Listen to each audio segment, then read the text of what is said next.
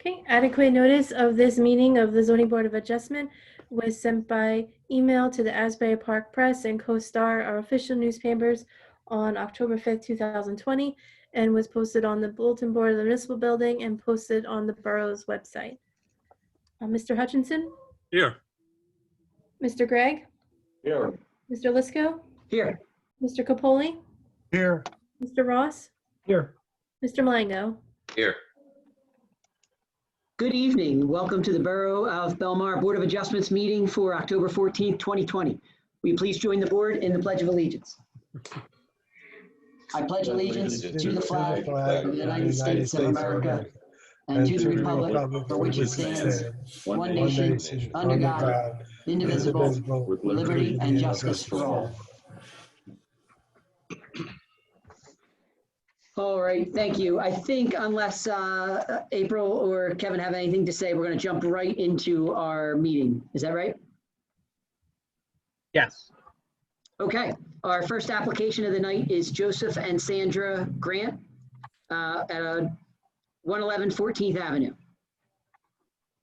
And as the applicant's coming forward, don't forget, if you're not speaking, please mute your microphone.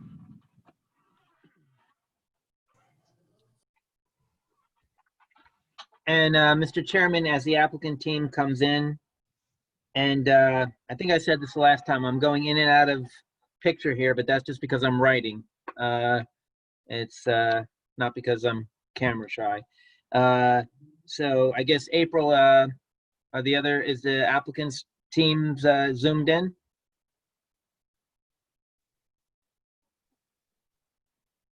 Yes, hold on 1 sec.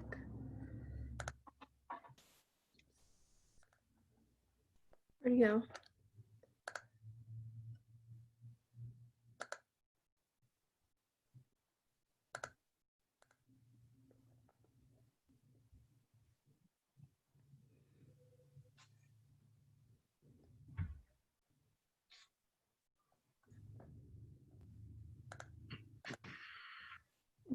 Bill, who else do you have presenting on this application?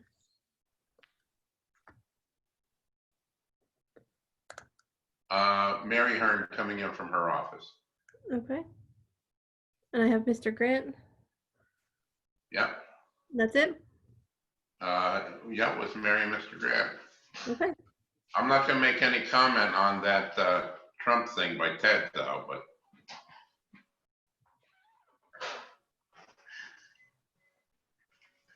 It was all off the record. Yeah, all off the record. All right, we ready to go, Mr. Chairman? Sure. And you know what? I'll just introduce what we have into the record before us. So we're going to mark as A1 is the development application package. And that's dated July 7th, 2020. Is that the application, Kev? Yes, that's the application. Thank you. And A2 is the Borough of Belmar site plan and variance checklist. Thank you. And A3 is the zoning, land use zoning permit denial letter that's dated, let's see, August 8th, 2019. And then A4 will be the survey, and that is prepared by William J. Fiore, Inc., and it's dated July 31st, 2018. And last but not least, A5, we have floor plans, elevations prepared by Grasso Design Group, dated July 2nd, 2020. No, MB Hearn. Oh, I'm sorry. Is this for another package? Hold on. That's the second application. All right, so let's put this one back. And all right, so A5 is going to be, do we have Mary architectural plans? Yes, we do. All right, and what are they dated? They are dated 6/18/20. Okay. And I think that was it in terms of the board package. And Hey, Mr. Kennedy, can I just interrupt you? Sure. I don't know that I have a copy of a survey by Fiore, which we marked as A4. Was that from the other application or is that from this application? Oh, let me see. Our survey is on-site surveying. It looks like it's Justin Hedges is a surveyor. All right, so this is, hold on. And I don't know if the date of the rejection of the minor You know land what? was the same, Kev. I'm sorry, let's start again. I grabbed my other Bill Sharper's file. So let's start again. Sorry. So what we'll do is scrap that. That was just a dry run. So what we're gonna do, this is on grant application. I just saw Mr. Sharper's name and ran with it. So this is on the grant application. So A1 will be the development application, the package. And that is dated July 13th, 2020. And A2 is the application and checklist. So that would be A2. And then A3 is the zoning, minor land use zoning permit denial letter. And let's see, this is dated, all right, second page dated June 23rd, 2020. And then A4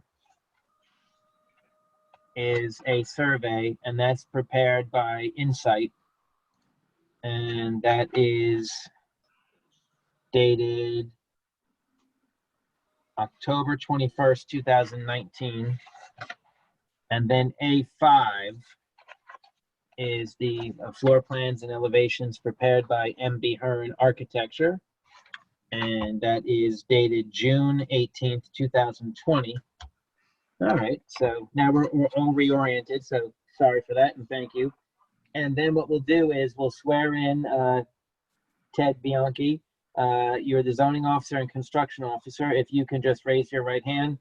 Do you swear that the information and testimony you're about to provide, to the extent you provide any, will be the truth, the best of your knowledge, so help you God? I do. All right, thank you. Let the record reflect that the witness has been sworn, and now we turn it over to Mr. Shipers. Thank you, Mr. Kennedy, Mr. Lisco, members of the board, William J. Shipers, Shammy Shipers, and Lunsky, Belmar, and East Brunswick. On behalf of Joe and Sandra Grant, Mary Hearn is my expert architect. I'd ask that she be sworn, and I would ask that Joe and Sandra, also Grant, be sworn. Miss Grant is with me. Miss Grant, she'd come over near me so they could hear you. Joe Grant is coming in via Zoom. Maybe you could ask him to unmute his microphone. Mary, maybe unmute your microphone as well for the swearing aspect. And I'd ask you to swear all three. Sure. Good evening. If you all could raise your right hand, and Mary Hearn, just state your name and business address for the record. Mary Hearn, MB Hearn Architecture, 1007B Main Street, Belmar. Okay. And Joseph Grant, if you could just state your name and address. Joseph Grant, 204 Panther Court, Franklin, Tennessee. And Sandra Grant. Sandra Grant, 204 Panther Court, Franklin, Tennessee, and 111 14th Avenue, Belmar. Okay, welcome to the Belmar Zoning Board, all three. If you could all please stand and raise your right hand. Do you swear that the information and testimony you're about to provide will be the truth, to the best of your knowledge, to help you God? Yes. I do. Yes. I do. Okay, let the record reflect that all three witnesses have been sworn. Thank you. Mr. Kennedy, very brief opening statement. Thank you. Board members, Ms. Claudio, Mr. Kennedy, I have the pleasure of representing Joe and Sandra Grant this evening before the board. This is a interesting application for both Ms. Hearn and myself. The Grants own one half fee simple, meaning they own between the property lines, there's a common ownership wall between the duplex and their neighbor, another existing one-story structure. The existing structure has 2 bedrooms, a small family room, small kitchen. It's on 14th Avenue. I take a lot of pride that for over the last 15 to 20 years or more, we've been able to figure out intellectually and practically how to utilize, revitalize not only the structures, but the streetscape based upon very small lot sizes. This is a C1 and a C2 request for hardship based upon the lot size and a better zoning alternative for us to continue forward with the property. What I often say to the board really applies in this application. We're seeing very positive trends where homeowners like the Grants are willing to renovate, put dollars in, and make new modern structures out of what I'll call, using Mr. Kennedy's terms, deferred maintained properties over the years. Thankfully, what this has done, this has taken some of the more aggressive rentals out of this portion of town, converted them into single-family residences. I commend the Grants for their courage, their desire to make this a family home, as opposed to just simply leaving it a potential rental and decay both to its duplex neighbor and to the neighborhood that is thriving. So with that, we have some challenges. 5 of the variances you're going to hear from Ms. Hearn, nothing can be done. They're based strictly upon the size of the lot that exists. Notwithstanding, Ms. Hearn, in her own superior way, has found ways to even eliminate a couple of variances by eliminating a shed, and she has also created a design that eliminates the pre-existing impervious coverage variance. So with that, I'm going to call Mary Hearn as my first witness. Good evening. Ms. Hearn, notwithstanding your experience before the board, their knowledge of you, very brief, basic introduction as to who you are. I'm a licensed architect in the state of New Jersey. I've been practicing licensed since 1990, and I hold licenses in New Jersey, New York, Pennsylvania, and Florida. I have my Bachelor of Architecture degree from Virginia Tech. Approximately how many occasions or how many years have you testified before this board in the field of architecture? About 20 years. So moved, Ms. Hearn, as an expert in the field of architecture. Certainly, we'll accept those credentials. Thank you. Thank you, Mr. Lisco. Mary, I'm going to, as often with you, you're a thoroughbred. I'm going to just be the little jockey that's going to try to get out of the way.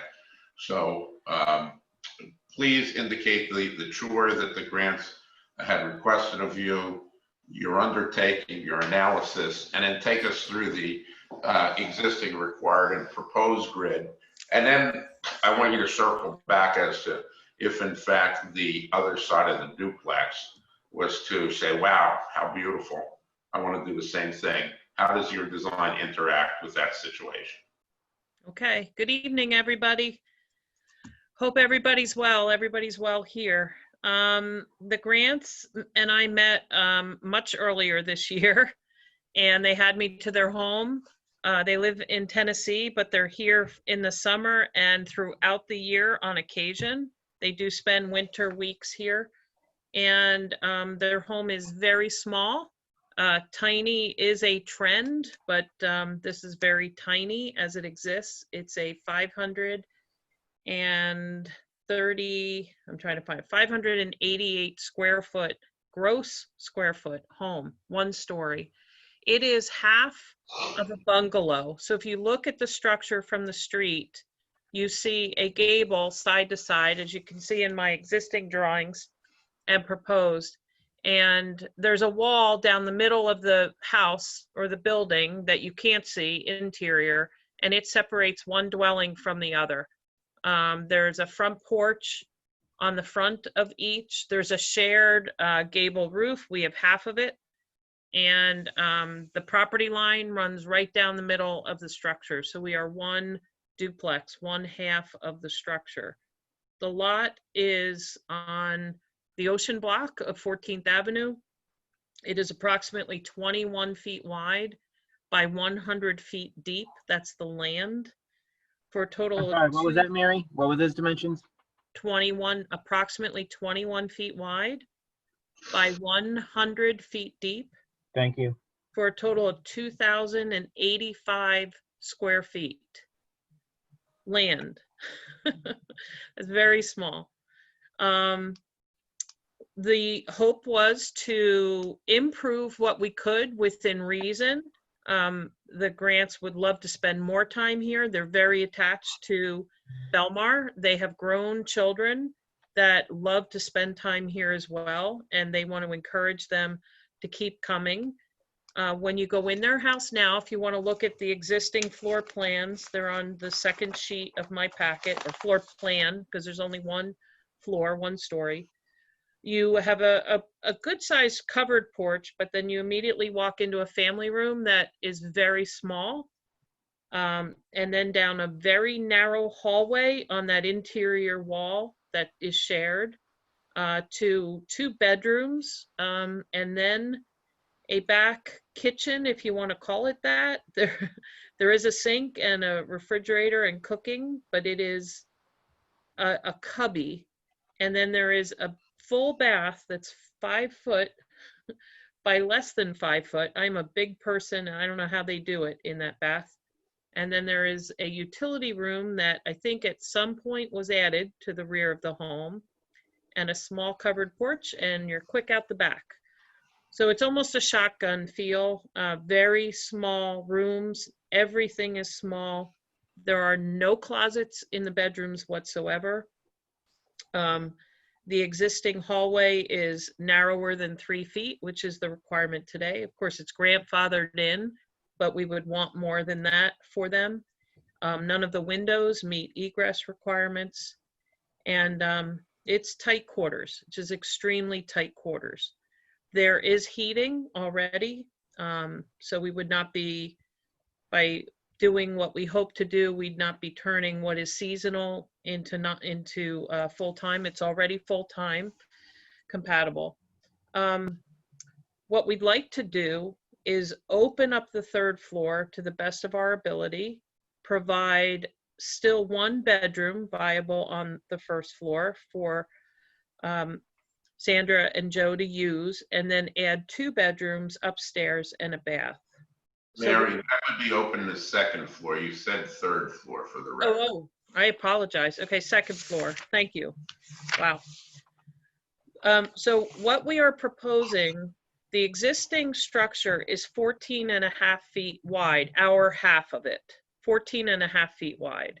We hope to add 16 inches to the east side, our open side, and we hope to add 15 feet to the back. We hope to take off the utility room and the covered porch, and from the old back wall, add 15 feet back. So if we're able to add 16 inches to the side and 15 feet back, then we can remedy a lot of what is very tight on the 1st floor, because we hope to then add 2nd floor to put 2 bedrooms up, therefore eliminate 1 bedroom from the 1st floor. And as you can see on my sheet 2, the 2nd drawing, or the one in the middle, is the proposed 1st floor. So all the way to the right is the existing 1st floor, and then in the middle is the proposed 1st floor, where we take down walls, open things up, and make everything bigger and brighter and more code compliant, and add a stair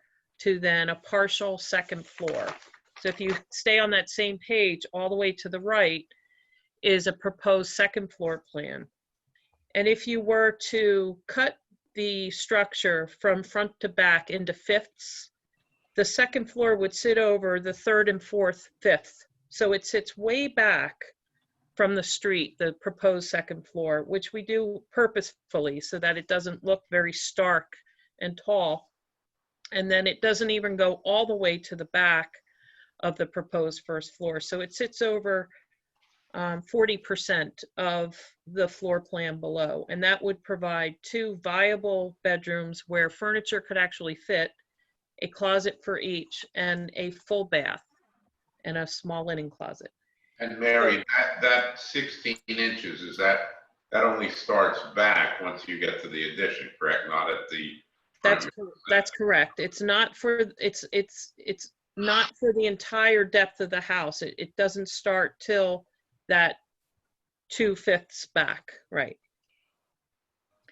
That offers us a width to get a stair to work that meets code and still leave viable living space. So that 16 inches helps. If you were able to see, I don't know if you went online and were able to look at the existing front, and actually if you want, you can go to my sheet 3, the existing north front elevation, which is at the bottom right. There's a very large overhang. The existing roof overhangs east and west for a good depth. If we are able to add that 16 inches, we are not even coming out as far as that overhang. We're close to it, but we're actually within that roof overhang. So the building envelope is not so severe. It's tucked in to, you know, the roof line, the footprint of that roof line that's already there if you were to look down on what we're hoping to add. So in doing all of this, the hope is to reside, replace windows, update the porch, really give the whole look of our half and what we can on the front gable to beautify and update the front of the home, the sides of the home that, you know, we have control over. And then I will get into all the variances, and I'm not trying to drag it out, but in designing this, you know, I know it's important to the board that we try to honor stormwater management through impervious coverage restriction and try to control bulk through the FAR, you know, restrictions. And we have done those 2 things in what we are proposing. We were slightly over in terms of impervious coverage as it exists. We'd like to take up and get rid of things and then replace hard surfaces with semi-pervious surfaces so that we are now just under what's allowed at 53 and change, where 55 is allowed.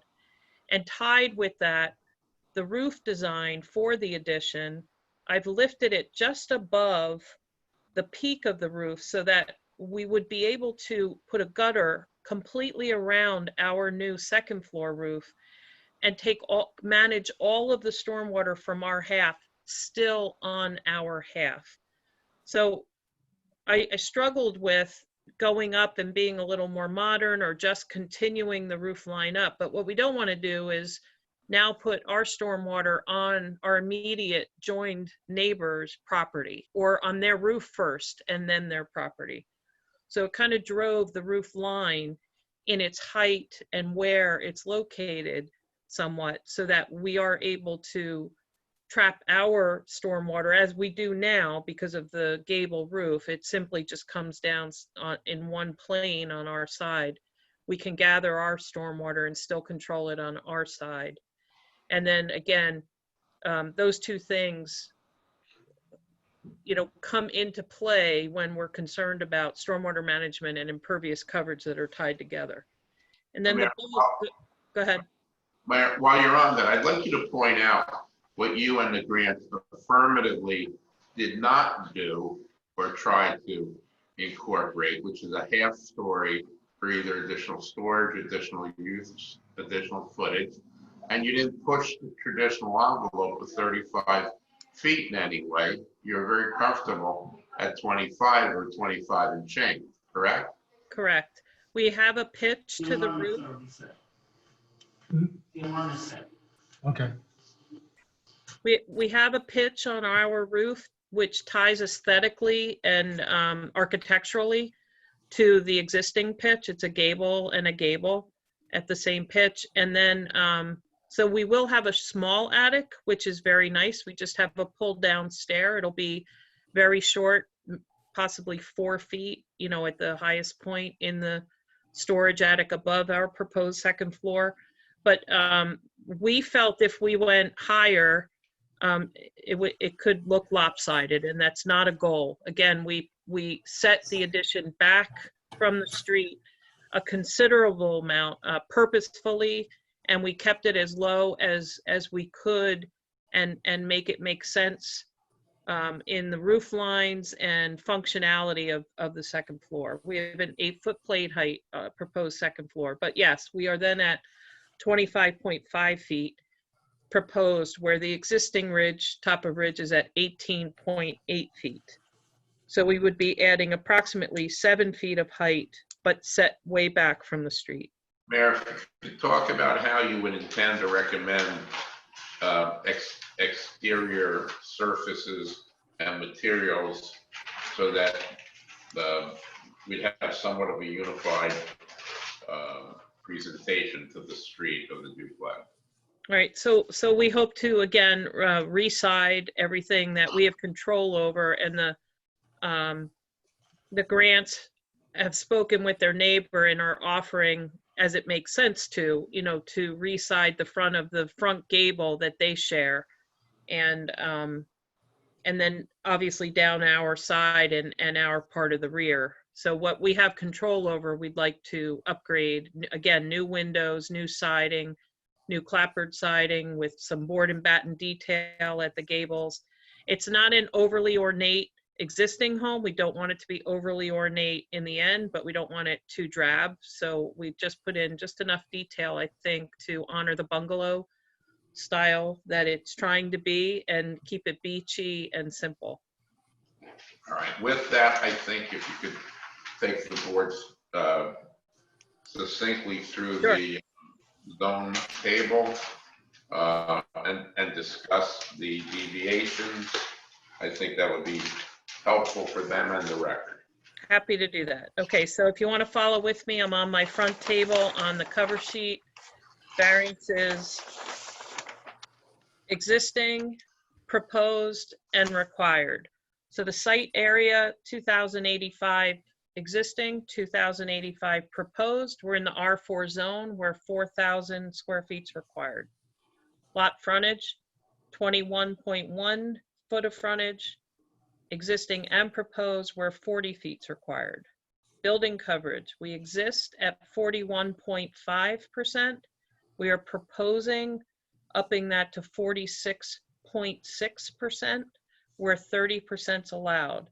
That's a net gain of 106 square feet total added footprint.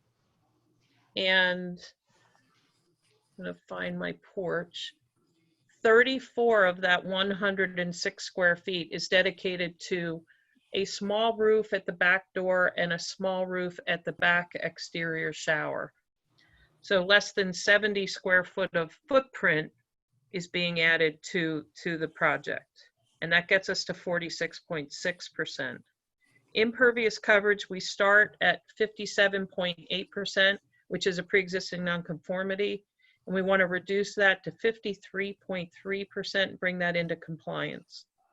Floor area ratio, we start at 25.2%. We're proposing 58.9%, where 78% is allowed, or maximum. Mary, could you just give me those FAR again? Certainly. 25.2% exists, 58.9% proposed, 78% maximum allowed. Thank you, Mary. So that is not, we're not seeking a variance for floor area ratio. On-site parking, 1 space exists, 1 space is proposed, 2 are required for whether we are 2-bedroom or 3-bedroom. We made a point not to add that 4th bedroom, so that 3 would be required. We're doing what we possibly can on this tiny lot and trying not to trigger any more parking issues, because we all know 14th Avenue on the Ocean Block's tough. The parking is tough, and we do have one. We'd love to keep it. Now Mary, I just want the record to reflect that the one that exists and the one that will remain, while it is a space, it is actually still in the front yard setback of the structure, correct? That is true. That is true. It is. So from a zoning perspective, while we're providing one, the calculation would be 0 from a perspective of the front yard setback parking ordinance. So we're providing one, but we are requesting, I think the request is actually a 2-spot variance because our existing one is in the front yard. If we're so successful, Mr. Kennedy, I just think we should be clear. I have seen situations in the town where there's been arguments whether front yard spots are front yard spots or not. Thank you. And Ted Bianchi's here if he wants to weigh in on that. Ted, not to put you on the spot, but do we get credit for that parking space in the front, or should we be seeking a variance for 2? We know 2 are required. That spot's always been there, right, Mayor? Yes, it exists today. It's on the survey. Yeah, I mean, it's an existing spot, so. Well, we know we need at least 1 parking space variance. I think to Bill's point, if we need to cover the second one, then we want the variance for 2, even though, again, it's there, we hope to keep it. I would just say the 1, Mayor. Okay. So we're seeking a parking variance for 1 spot. Bill, and any and all others, I guess? If I could interject, and we will also clearly have the record reflect that there is 1 pre-existing grandfathered space there, so the record will reflect the situation. So, Mr. Shipers, I would be okay with that if you're okay with that. I'm fine with that, Mr. Kennedy. I just want a resolution not attackable that we did not address the issue. And I agree with Mr. Bianchi on the pre-existing issue. I just didn't want there to be any ambiguity. Awesome. Okay, we'll continue on the chart. Front yard setback to the dwelling, 20.8 exists, 20.8 feet would remain, 20 required minimum. Front setback to the porch, I did not do an average. So out of precaution, we're at 11.1. That porch is to be the same exact footprint at 11.1, where 12 foot is required. It does line up with almost everything at 1, 2, 3, 4, 5, 6, 7, 8, 9, 10, 11 out of 13 houses on our side and on each immediate adjacent. So we line up with everybody else porch-wise. The rear setback, existing is 29.9. We're proposing 21.5. That would be to the small covered roofed portions at the back door and the back shower. We are providing 25.5. If you look at my site plan in the middle of the sheet on page number 1, the proposed site plan, we are providing 25.5 feet to the house, to the main body of the house. And I want that on the record. So we meet the house at the required 25 feet and then 6 inches, but we're seeking variance for those 2 small roofs at the back. Side setback east, we have 6.6 existing. If we are granted the 16 inches, we would be at 5.1, where 5 feet's required, no variance there. And then side setback to the west, this is an anomaly, but we're up against the other half of our bungalow that other people own. So we're technically 0, proposed 0, and 5 feet is required. So we're seeking a side yard setback to the west, which is the shared wall. And then that affects total side setbacks, where existing is 6.6, proposed would be 5.1, where 10 feet is required. A bit of an anomaly there too. The height, we're okay, 18.8 exists. We're proposing 25.5, where 35 is allowed. Number of stories, existing is 1, proposed is 2, where 2.5 are allowed. We plan on placing new mechanical equipment in the backyard in a completely compliant location. And then there is an existing shed that we are removing if approved. And that has a rear yard setback pre-existing nonconformity of 2.6 that would clean up if we remove the shed. Other than that, everything else about the shed complies. So there are 1, 2, 3, 4, 5, 6, 7, 8, 9 pre-existing nonconformities. We're seeking 8 variances, 5 of which are pre-existing nonconformities, 1 of which is building coverage, the second is rear yard setback, and the third is parking. Okay, Mary, I want to talk to you about the neighborhood a bit, and I'm going to call on your experience, my experience a bit.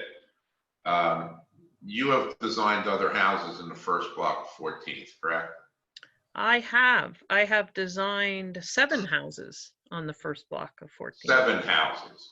Now, I may have had the good fortune of representing at least half of them or more, but my recollection is that in almost to each, FAR was often somewhere around 85, 90, 95. Some of the houses almost 100% FAR with the super variance. They designed to almost 3 full stories. We had very large impervious variances that you do not have in this application, and very high building coverage, not marginal or near variance building coverage. Significant building coverage variances because of the small nature and the uniqueness of the lots on this street. And when I look at this, I don't want to use the term underwhelmed, or that we did not maybe use our abilities to the stretch that we often do, but this is from my perspective, you're the one under oath, evaluate the neighborhood and tell us, is this a modest stretch, a modest reach by the grants in trying to improve their property compared to their neighbors? I think it is. The anomaly is the fact that we're attached to another half. But for that, I think it is conservative in the ask. I think it's not too piggish. I think it improves the property value and those around it by the upgrade. And if you look at the key map right on my cover sheet, you can see how densely populated that area is. We would not be with a total of 100 square foot added footprint, and most of which is already roofed because of that overhang. I think it is a modest ask, and I think it makes a lot of sense. I mean, candidly, if you look at your FAR that you came up with, and I commend you bringing it in at 58.9, assuming the other half did the same type of rebuild, that would be a FAR under 60% on a 40-foot wide lot on this dense street. I use the term no-brainer once in a while, but would you agree? I do. And it does come down to a combination of FAR and how many bedrooms because of the parking. Parking is difficult there 15 weekends out of the year. And I think once we get up, houses that have a lot of bedrooms in there, we're not helping that. And I think this is, again, modest in its ask. Thank you. That's all I have, Ms. Hearn. Thanks, Mr. Shipers. We'll hold all our questions to the end. Did you have more testimony? Based upon you have 3 applications, this one I think is quite straightforward for what it is. The grants, I think, have heard the presentation by Ms. Hearn and myself. Unless you have any particularized questions for the grants, I think they're good with Mary's testimony. All right. Well, if that's the case, we'll open it up to board questions. And with that, we'll start with Mr. Malengo. Thank you, Mr. Chairman. Good evening, everyone. I think I've drove by this house 3 times, Mary, just so you know. I really think you put a lot of effort, and your team put a lot of effort into the design. I see that we've tried to make an effort with the impervious pavers, the shed coming down. I do see some benefits with this application also. I like the fact that you're controlling the water on the 2nd floor with the gutter going down. My only question would be, is the projection of the soffit looks like it goes past the imaginary line Does that affect anything on the deed with the house next door?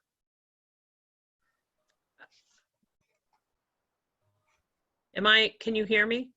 I can hear you now, yes. Okay. I actually, as an architect, I'm not sure how it affects the deed.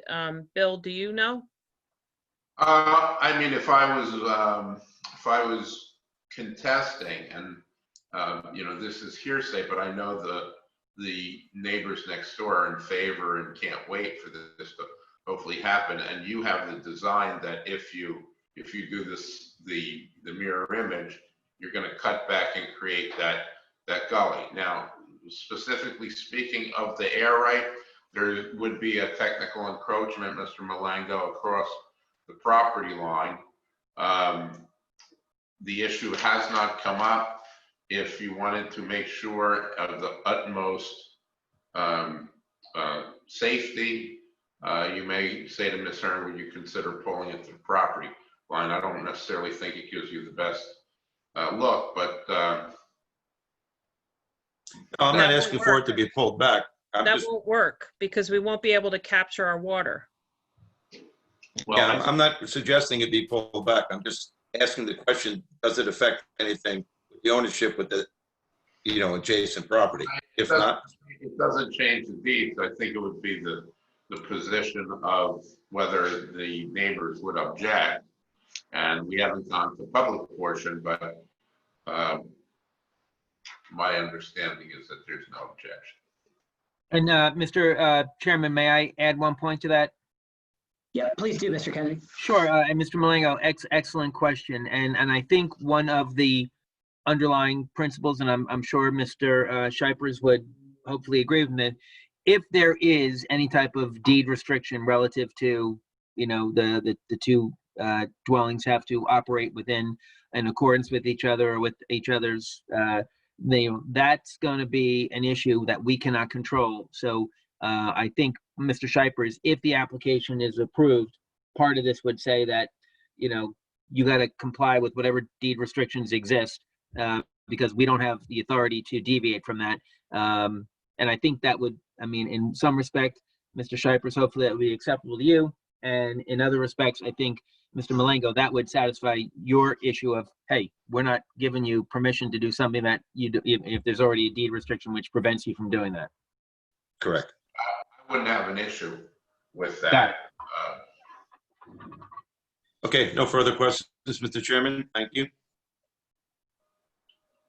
Thank you, Mr. Malengo. Mr. Hutchison. Thank you, Mr. Chairman. Good evening. What the existing floor square foot is 588. What's the proposed floor? The proposed is 1,323, and that's right on the cover sheet on the right I at the couldn't bottom find of it. my calcs. Yep, I right at the couldn't bottom find of my calcs. Yep, it. 1,323. Okay, I got it. Yeah, Yeah. I kept looking at the site data. Fair enough. Sorry about that. Everything looks, you know, very doable. I don't have any question. I think you're helping some of the existing variances, pre-existing variances. You're exacerbating a couple, but not by much. Couple of sheets of plywood almost add up to the actual square footage that you're adding aside from the porch overhangs. My main concern is parking. In that area, I know we like to say that there's only 14 days that this really becomes a problem, but it's the beach block. And I think it's, you know, my experience has been, it's an awful lot of the 3 months or 3.5 months of the summer that parking in that particular area is very, very, very heavy. So that's my major concern. The rest of the concerns are, I think, have been dealt with by the explanations that you've given us, Mary. And I don't know what to do about the parking because it is just a really critical area. And I noticed that you bumped out, you said by 16 inches there. There is a slight bump out with the house that exists there now. But I think that may be over, maybe, I'm not sure where exactly that is. But is Mr. there any Hutchinson? way to get another parking place in there by pulling back that 16 inches towards the rear of the lot a bit to be able to get another parking place in there? 'Cause We have 6.6 feet total to our side. That's not enough. They may get a small vehicle in there, but it wouldn't meet code. My car wouldn't fit in 6.6 feet. I'm not sure where you're. So I think your question was, could we allow for a spot behind the spot that they have Exactly. by holding our addition back further? Right. But the width of our side yard on that east side to the house, Yeah. from the house existing to the Yeah. property line is only 6.6 feet. So golf cart, right? Motorcycle, Yeah, right. Okay, well, let me think about it. I'll relinquish my turn while I think about that. Thank you. okay. Thank you, Mr. Hutchinson. We can always come back to you. Mr. Ross? Sure. So I guess the question, so they, I think I missed the testimony. They've lived there for quite some time. This is not a new purchase? The Grants? 2 or 3 years they purchased it. Oh, 2 or 3 years ago. Okay. Do they have a history of renting it out ever? Well, has it been rented? No, we actually purchased it in 2003 Oh, they purchased it in 2003, I'm Oh, sorry, okay. and never rented. and we never intended. Never rented. Okay. The structure, I guess, is the foundation, what, crawl space, slab, is it sound for building on top of the existing structure? We will be adding some foundation to the underside. We've got work to do on the foundation, but we're prepared. We know what's there and we know what needs to happen. It can happen. And none of that would impact the neighbor? No, in fact, I didn't put this into testimony, but what we intend to do is put a new wall inside our side of the shared wall to support our second floor. So we would not be putting any of our added load or even existing on the neighbor's property. We're going to take our own load in a new interior wall. Yeah, that answered my next question, and I didn't know about lamb beams and Yep. things like that, if they were gonna be Yep. going into the, okay. Nope. Very good. And then you touched on it before, and maybe I just misunderstood it. You said if the neighbor wanted to do something similar in the future, there was a way to do that. And I'm looking at the proposed north elevation, and I see this back house going like this, and it almost looks if the neighbor were to do something similar, you would have this valley in the middle. I'm not sure. That's right. We good. would have a valley in which we could put a cricket. So you Okay. put a high point right in the middle of that valley and come low in perpendicular in the opposite direction to the front and back. We've actually designed homes where we have a valley, even new, in the middle. When we've got a height restriction is when we do it. And then we Okay. put a cricket in the opposite. This actually would set up beautifully to be mirrored. I would hope somebody wants to do that in the future. Okay. Yep. Yeah, I was trying to see how that was gonna work. So. We will lose a skylight, a little solar tube that we're putting in. We would have to remove that in the future, but other than that, it would work. Okay, and I think you addressed the exterior siding question. I was trying to understand how that was going to look if, the neighbor wasn't, Yeah, we going don't to have reside there. control, and they're not granting us permission, nor do we really have the money to reside their whole side. Yeah, But the grants would like to reside that whole front gable so that that looks updated and marries well with our upgrade. yeah. I guess I hate to ask this question, but I guess I'm just curious, like, has there ever been an offer to purchase just the other side of the home, or has the decision been made why not to move? Or, I'm just trying to understand why we're trying to fit all this on. I mean, it sounds like, this is quite a renovation. It's not going to be cheap, I'm sure. So wasn't sure what the logic was there.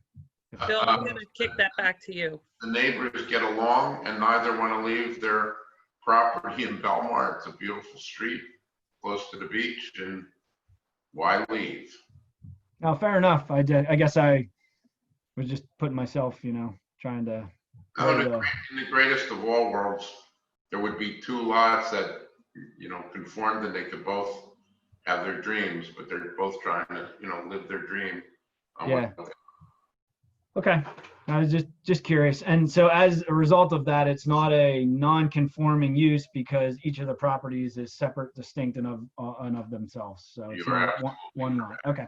That's all the questions I have, Mr. Lisco. Thank you, Mr. Ross. Mr. Capoli. And you're still on mute, just as a reminder.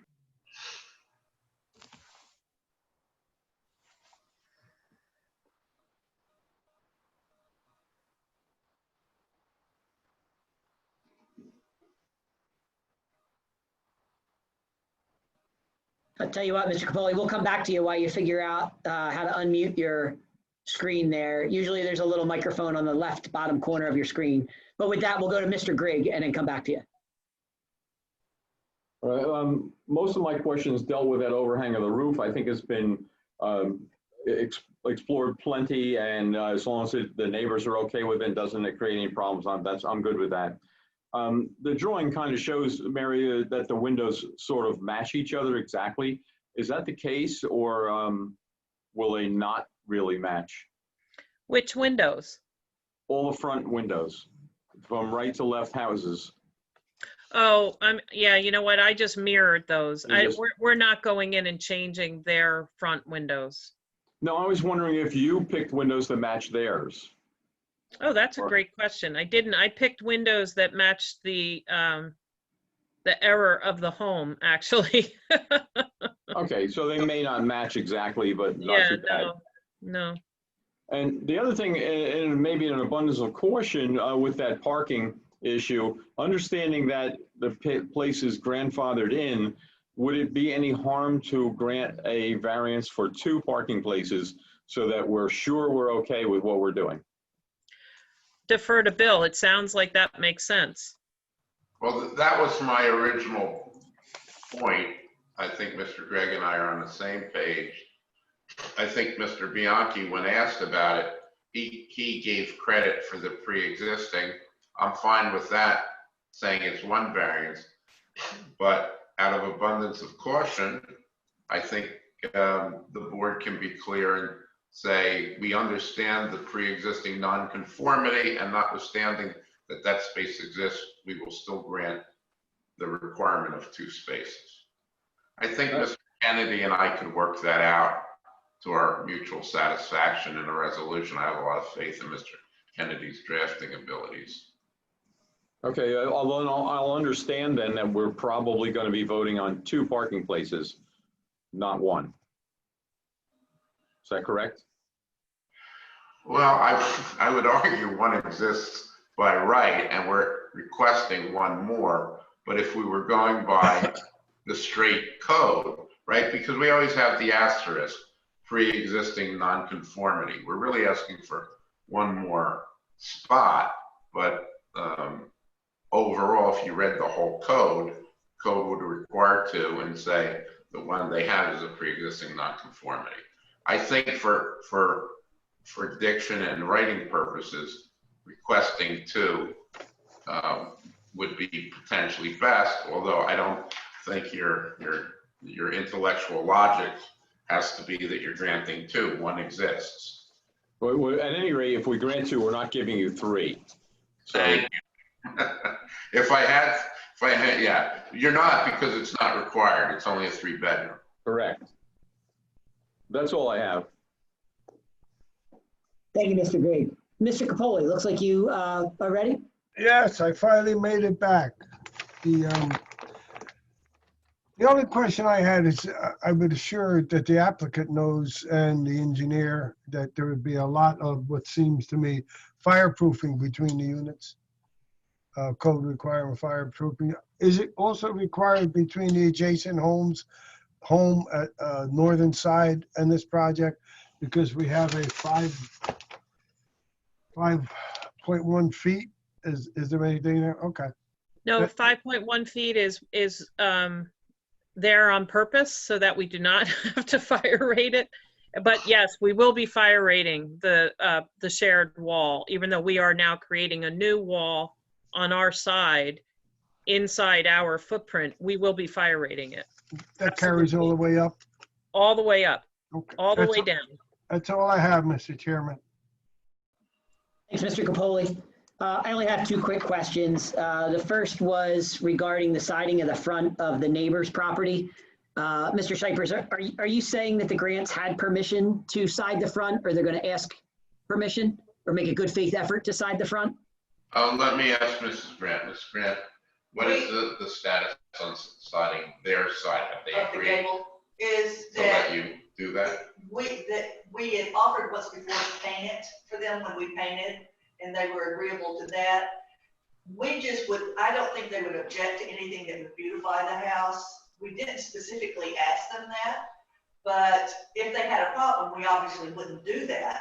But we are offering to do that just to bring the house into conformity and where it all looks the same from the front. Did you guys catch that? I did. Would it be acceptable just to ask the applicant to make a good faith effort to offer to side the front of that house and then report back to the board on whatever the result is? We could. You could actually make that a part of your resolution, that we will make a good faith effort and do it, assuming they desire it. All right, excellent. If I could, Oh, please. we've already put in our plans that we were proposing to reside that front gable, but not the front of their living room, the lower portion. So I don't know that we're all talking the same thing. Yeah, I was specifically considering the entire front. I assume the gable would be done. I was talking specifically on the first floor as well. Oh, no, we've never actually discussed the very front of their porch. We've only talked about the shared gable that we have. Well, I think that percentage of the small percentage of front, you would not have an objection. My client would not have an objection. That's not very much square footage. It'd be our pleasure to ask them to allow us to do that. All right, I appreciate that. Thank you, Mr. Shipers. Thank you. And then my second question, I guess, is for Mr. Kennedy, as far as figuring out the vote tonight in light of, I guess, air rights and the way the soffit hangs over onto the other, the adjacent party's property. Can we vote on this tonight, assuming that that'll be resolved by Mr. Shipers, or do we need to hear one way or the other first? Well, Bill, what is your proposal in terms of dealing with that air rights and the soffit? Well, if you want to be uber cautious, Mr. Kennedy, you could require that we acquire a, whatever that distance is, that Mary may be able to help us with, an air right easement over the top. And in the event that they chose to do the same thing, we would consent to the removal and a mutual joinder. So we would say, condition this upon you obtaining some type of easement or license or agreement with the neighbor. And what exactly it's for, just say it again, it is for the soffit. Well, yeah, I think Mary will phrase it best. That's Okay. It's an 18-inch roof overhang. And what do we want to get you permission to do? for it to exist, and if they choose to renovate or go north, we will remove and integrate it into whatever system they utilize there. Okay, and then Mr. Chairman, I guess if the other side never chose to remove and integrate, would the board be okay with this proposal, among everything else, as it is? What would be the resolution of that, Mary? I think I heard you say you wouldn't be able to control the water at that point, but you could remove the soffit if you needed to. And I assume water would just run onto their roof. Right, so I actually tried in the beginning to offset our side above and pull it over. The problem is then, if I were to pull our wall as it is above, the existing roof further to our side, I then have to put in that big cricket that would send water down their side. And I thought it was more important to capture all of our stormwater than it was to not take up that airspace.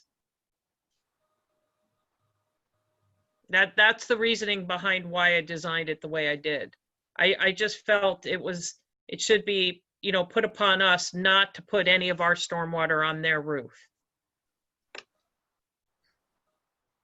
I agree. I think your solution's the best. I'm just concerned about the neighboring property here and us taking a vote tonight, giving away their air right in the face of them not having the chance to weigh in on this yet. Mr. Shipers, did you say this hasn't come up before?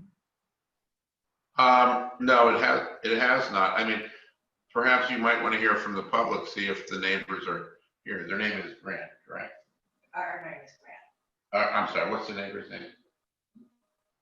Oh my gosh, I forgot it. No. Okay, we'll see. The name's Yes, not sir. coming. Yeah. Mr. Chairman. Perhaps we would see whether there's any objection by the neighbor or joining in by the neighbor. If the neighbor comes up and says, yeah, that's great, we're all for it, let's do it. I think, you know, there's no issue.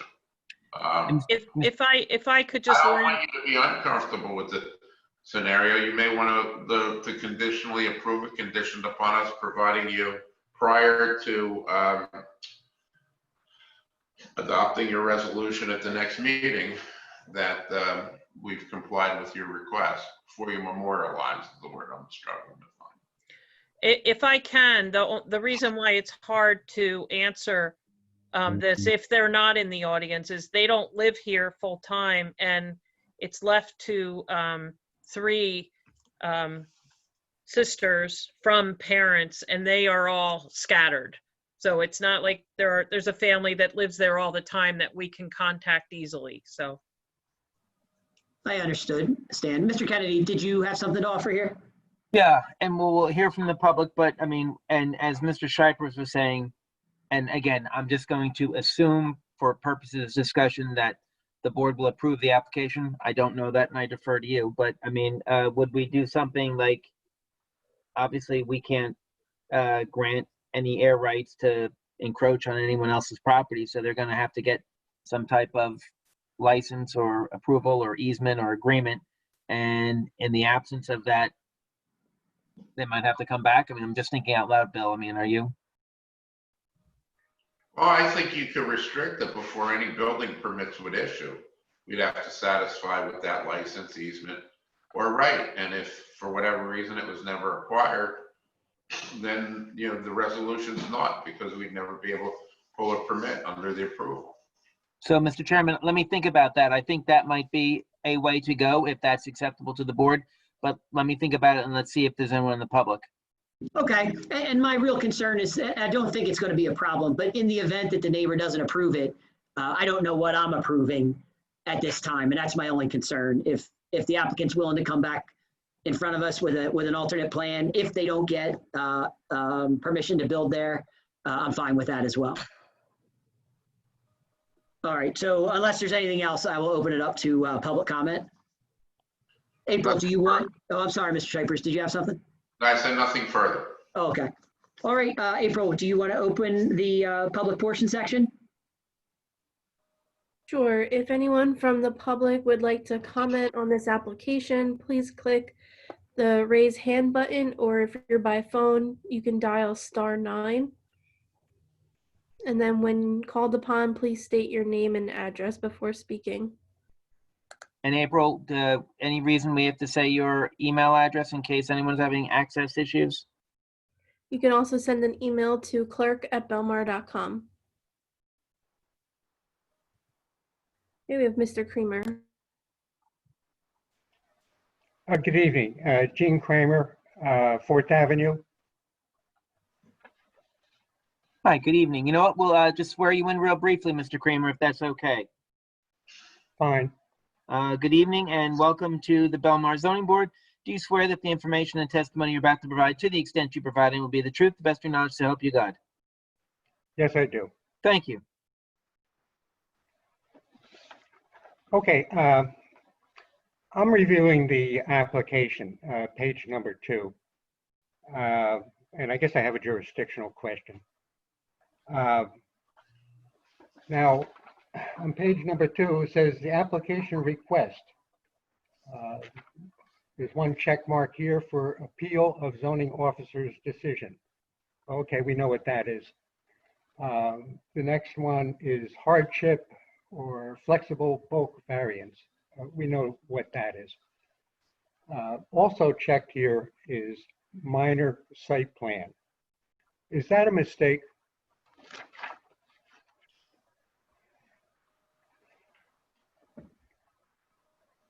I don't think, Mr. Kennedy, I don't think we need minor site plan approval for this. And I would agree, typically in the context of a single-family home, we, Ted, in the building and zoning world, don't so much focus with site plan approval in reference to residential construction. No. So, Okay. Mr. Creamer, to your point, good catch, and we can note that site plan approval is not required.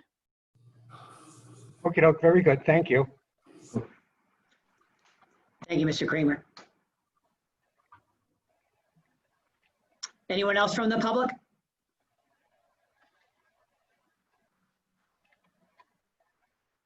I do not see any more hands. All right, we will close the public portion and we'll go back to board comments, starting with Mr. Malengo. Thank you, Mr. Chairman. Bill, just a question for you. Maybe I misunderstood what you said before.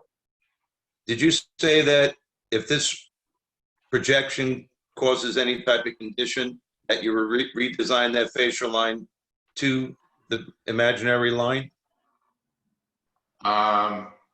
You faded in and out a little bit, Mr. Malengo. I think you're asking me, are you saying if the neighbors have an objection, can it be redesigned?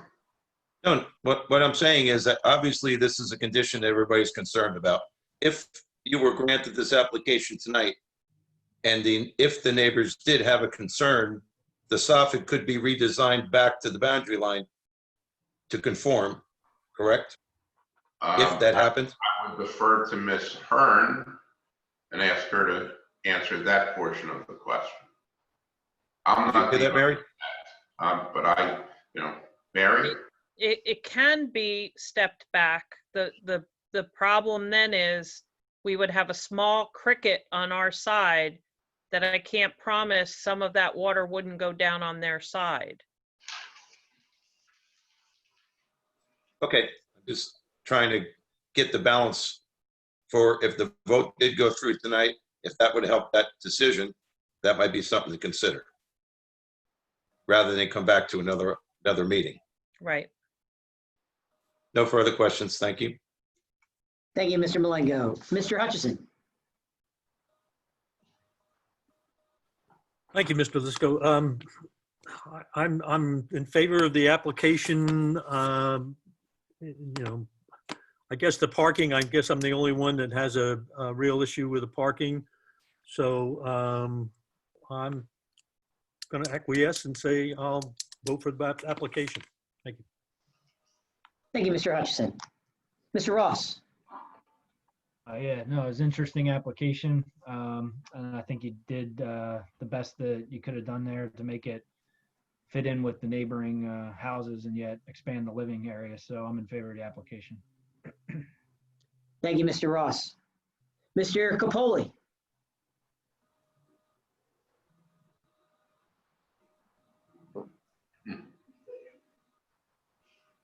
No, Mr. Capoli, you're still on mute. There should be a microphone on the bottom left corner of your screen. How's that? Very good. All right, I have no questions. I think it's a pretty unique design in the situation that it's in. I also am in favor of the application. Excellent. Mr. Grigg. I'm in favor of the application, but in light of what I think Mary Hearn said, that there are apparently 3 owners of this house, it would be it would be necessary to have all three agree, I would think, on this airspace infringement that we're not creating, but the situation is creating.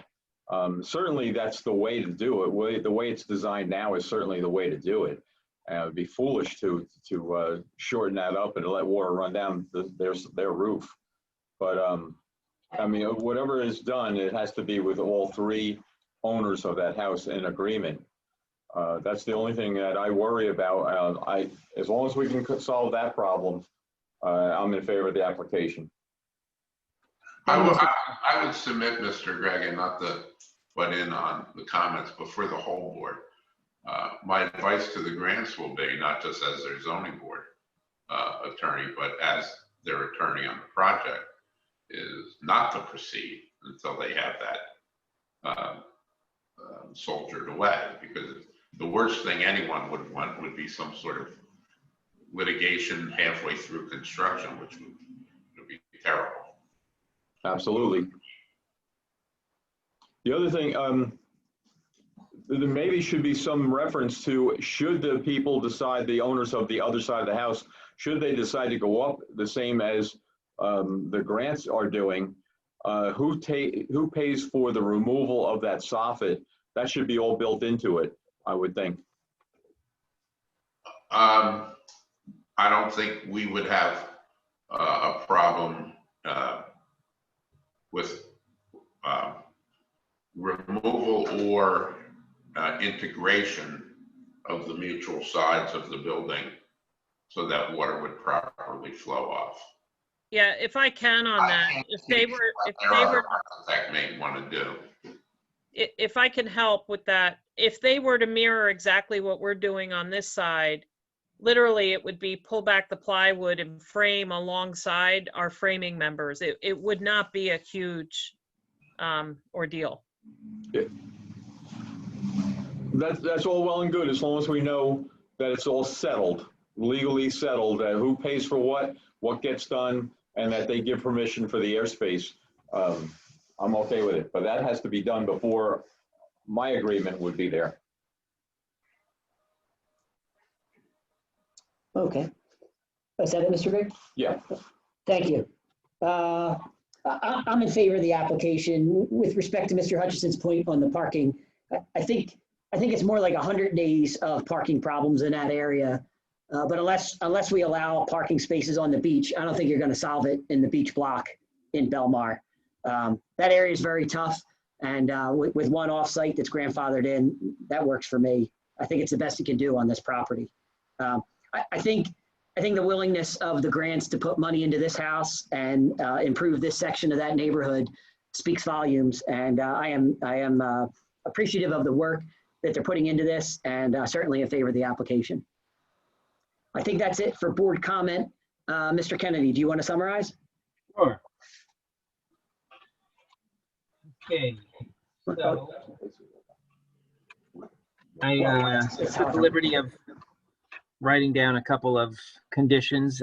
So the standard ones would be compliance with all the promises and commitments and representations the applicant's team made tonight. Mr. Chairman, that's always important because in case we miss it here, if the team said it during the hearing, it counts. There's no takebacks, as the little kids would say. We generally say have the permits issued, CFOs issued within 24 months for any agreed upon extension, comply with any prevailing affordable housing regulations, the elimination of the said shed. We generally say, unless otherwise waived by the borough engineer, grading and drainage details need to be reviewed and approved. And I think this was implied, but we didn't really say this. So at the risk of overstepping my bounds, let me ask, typically in situations like this, board members and Mr. Shipers, we have a condition that says something like any further expansion or intensification requires further approval of the board. I think that's implied and I think it's required, but Bill, would you have an issue with that? No, I think it's perfect. And then in terms of, now, Mr. Chairman, this is where my handwriting becomes from bad to atrocious. So we just gotta bear with me here, and we changed some of these conditions developed throughout the hearing. So I think we are talked about that they're going to reside the front portion of the structure for obvious aesthetic purposes. And I'm not going to be as eloquent as I want to be, but I think what we need to say, and I think, Mr. Gregg, this is what you were going on, among other things, that we as the zoning board do not want to have, respectfully, do not want to have any role in the arrangement that they play with each other in terms of the payment, the cost, and insurance and liability and all that stuff, and who's responsible. I mean, that I think it's just safe to say, keep us out of the loop. You have to. We encourage you to address that, but that's on you, not us. And respectfully, we don't want to get involved in the middle of that. And then we have, I think there was a representation that the mechanical equipment would be located in the backyard in a zoning compliant location, shed to be removed. What we talked earlier about, we as the Belmar Zoning Board of Adjustment have no authority to grant any violation of any deed restrictions or rules and regulations. So if there are any, that's on them. The applicant's got to, figure that out. And we're going to say that the testimony was that the load analysis is sufficient. And I think we just say we encourage an appropriate load analysis as Ms. Ahern had testified about. And we didn't really say this, but while I'm thinking of it, I guess, would we say a good faith effort just to, in good faith, coordinate the development, with the neighbors, just, let them know when things are being done. Fireproofing per code, fire rating that shared wall all the way up. In terms of the siding with the front, Mr. Chairman, we started talking about it again. I think you made a good point about just reporting back to the board. And I think there was maybe a discussion about having it done before the next resolution. I would probably think the easier thing is just to have it done before a building permit is issued. But does anyone have a strong feeling on that, or Mr. Shipers? I had suggested that be the way it be done, that it be adopted with a specific provision without a proof satisfactory to Mr. Bianchi and or the board that we have a license, an easement, a grant to utilize. He does not, nor any subsequent code enforcement officer. We want Mr. Bianchi forever, but would not allow redevelopment or would not issue a permit. So, Mr. Chairman, I don't think we would need it before the resolution, and that might be a little premature, particularly given what we think is the ownership complications on the other side. And Mr. Kennedy, not to interrupt you, but I would not even object to an additional language that says presented to the zoning board attorney, satisfactory to the zoning board attorney. So Mr. Bianchi is not the fellow interpreting the license grant or easement. Perfect. I don't think it's fair probably to put that legal onus on Mr. Bianchi. Now, just as an aside, I always like to throw the legal stuff on Mr. Bianchi, but that's and he's a pretty good lawyer, by the way. We talked about. My vote would be for him. We talked about the air right and soffit agreements. Again, easement, license, agreement, whatever it is, they work it out. And Mr. Gregg, to your point, and I think this is an excellent point, and I wished I would have thought of it, but you did. So in terms of if there are three owners, the three owners have to sign off. Now, I don't know if it's an estate, maybe one of the daughters is an executrix and it's just one person wants to sign, but whatever is needed, whether it's one or two or three, depending on how it's owned, it's got to be someone who can speak for all or all, which would be the norm. And again, I guess the issue is if it, to Mr. Lisco's point, if those airspace soffit encroachments can't be worked out, they will have to come back just because, Mr. Chairman, your words, I want to know what I'm approving. And then we'll clarify that site plan. Okay, thank you. And then we'll clarify that site plan approval is not required per our friend, Mr. Creamer. And again, with all those agreements that's between the neighbors and not us. And I would probably just say my last 2 cents, out of an abundance of caution, unless someone has a real objection, we say that there is a variance for 2 parking spaces necessary. And we will recognize that there is one technical functional spot, but I sometimes, you know, I don't want to always go a blanket approval that just because you have a spot, it counts.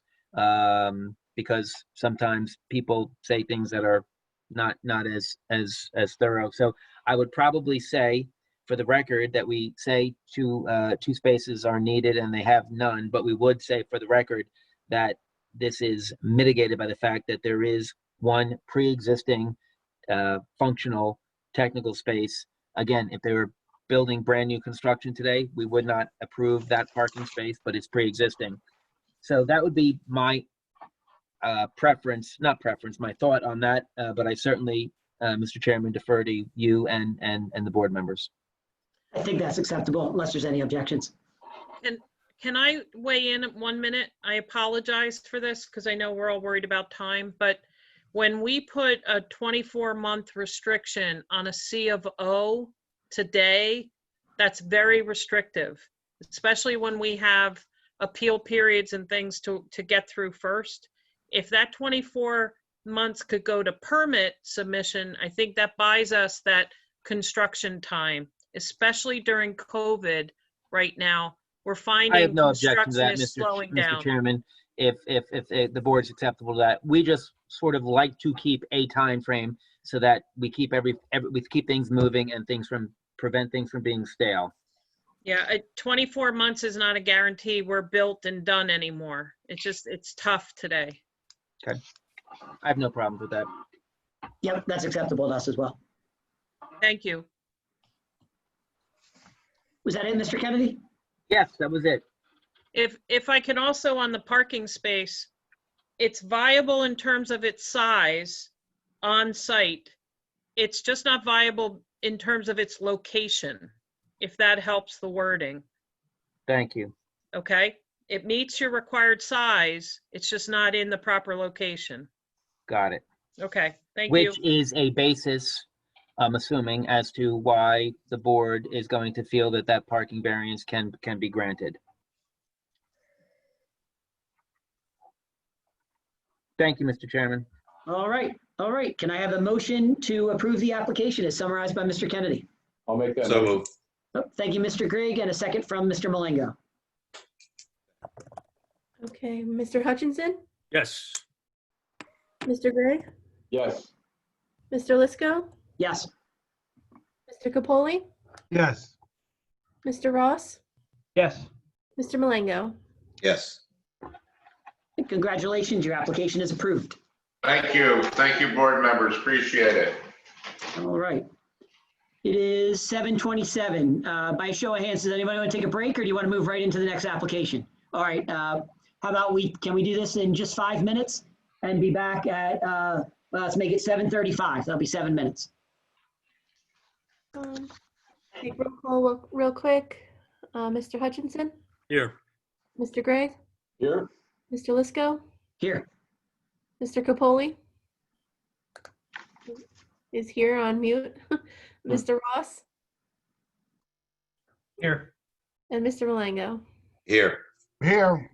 Thank you. Thanks, Mr. Cole. Ta-da. All right. Our next application is Kevin and Joanne Casey at 307 7th Avenue. Okay, and Mr. Chairman, as the applicant team proverbial comes forward, we'll mark into the record what we have as evidence. And by the way, this is much easier since I already marked this stuff in application number 1. And just before I forget, I received a text message from Kevin Asadi. Kevin is an attorney representing the third application tonight, and he just wanted to say he's sitting tight. And so I said that I would bring it up to the board that clearly if something crazy starts happening and we don't think we're going to get to him, we'll make that announcement as soon as possible. But I think we go forward. So what we'll do is, with regard to the Casey application, we will mark into the record what we as a board have before us. So first is the development application that's dated July 7th, 2020. And A2 is the application and site plan checklist. And A3 is the Borough of Belmar minor land use certificate, and that's dated August 8th, 2019. A4 is the survey, and that's prepared by William Fiore, Inc., dated July 31st, 2018.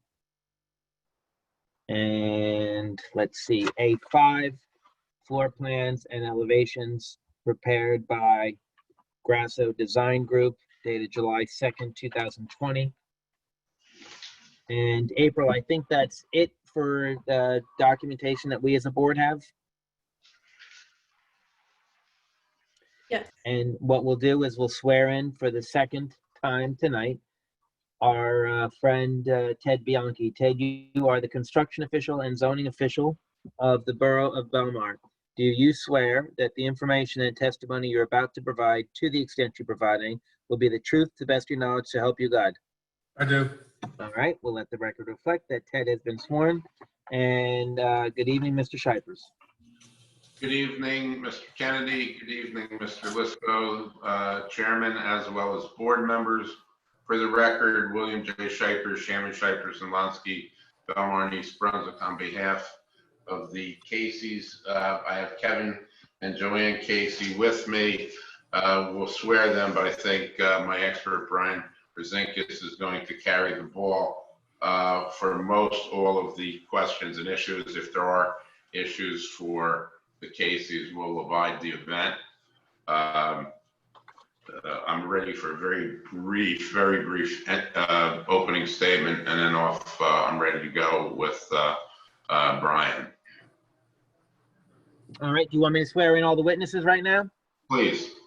All right, so Kevin Casey, just say your name and address, please. Good evening. My name is Kevin Casey. I reside at 295 Middle Road in Homedale, New Jersey, 07733. Okay, and Joanne Casey, present with you? Yes. Yes, I'm Joanne Casey. I reside at 295 Middle Road, Homedale, New Jersey.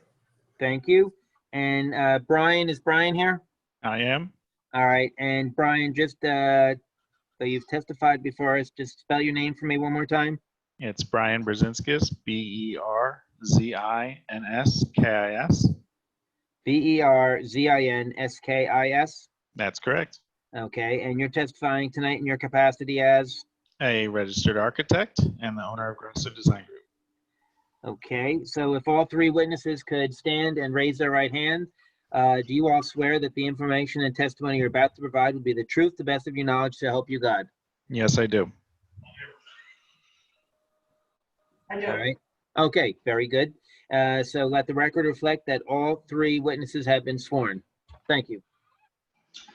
Very brief introductory statement. Tonight, I'm truly privileged to represent the Caseys. Within Belmar, as Belmar moves forward in redevelopment, there are certain properties that we all drive by all the time and say, I wonder when and if, and are we going to see it during our lifetime? I'm starting to creep up to be a senior fellow in Belmar, and I'm happy to see that I was chosen to be the attorney for the project on a house that I've looked at so many times. The little niche that you'll note with the lot, it's a C1 variance, primarily does have C2 overtones to it, but the C1, also there's a triangle taken out of the 7th and South Lake Avenue portion of the lot. That contributes to a tad of its size. It also, though, presents issues regarding setbacks for things such as porches that were here before you. The existing property has, by my count, 8 existing variances. Brian and his skill and vision has brought it down to 6. There may be a discussion, or I think there will be a discussion as we move forward through the height of the structure from the base flood elevation. The actual drawing of the house is 34 feet. We are going to ask the home to be allowed to be 35 feet. That may impact the height from base flood elevation. This is near the lake. We're all familiar with Sandy and what Sandy did to our lower areas. So I'll have Brian get into that in a bit. But sitting there is an outdated 1-story property with a swimming pool up against the adjacent property, and Brian has just come up with a beautiful plan. I congratulate Brian. I hope you view it favorably, and we're going to talk about our mitigation of some of the pre-existing variances as well. Mr. Cypress, I'm sorry, can I just interrupt? I think, April, there's someone from the public who has some type of question or comment. Let me see what it is. Hold on. Okay.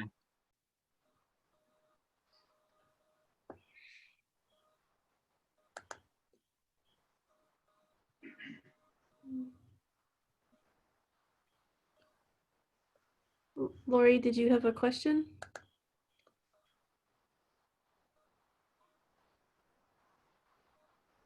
Maybe she hit the button by mistake.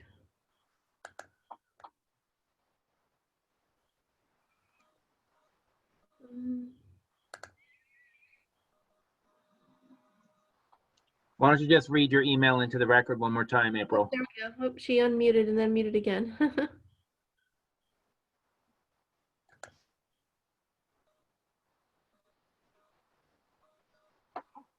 Okay, there she goes. Oh. Oh, no. I have no questions. Oh, okay. Oh, okay. Over your hand then. Thank you. All right, sorry for the interruption, Mr. Cypress. That's where I am. I'm going to call Mr. Brzezinskis as our architect and present him as our first witness. Brian, are you ready? I am here. Oh, wow, look, pictures. All right, Brian, I'm going to try to stay out of your way. I'm going to ask you to discuss with the board what your discussions with the Caseys were, what they and you were looking to do with the site, talk about any limitations to the site.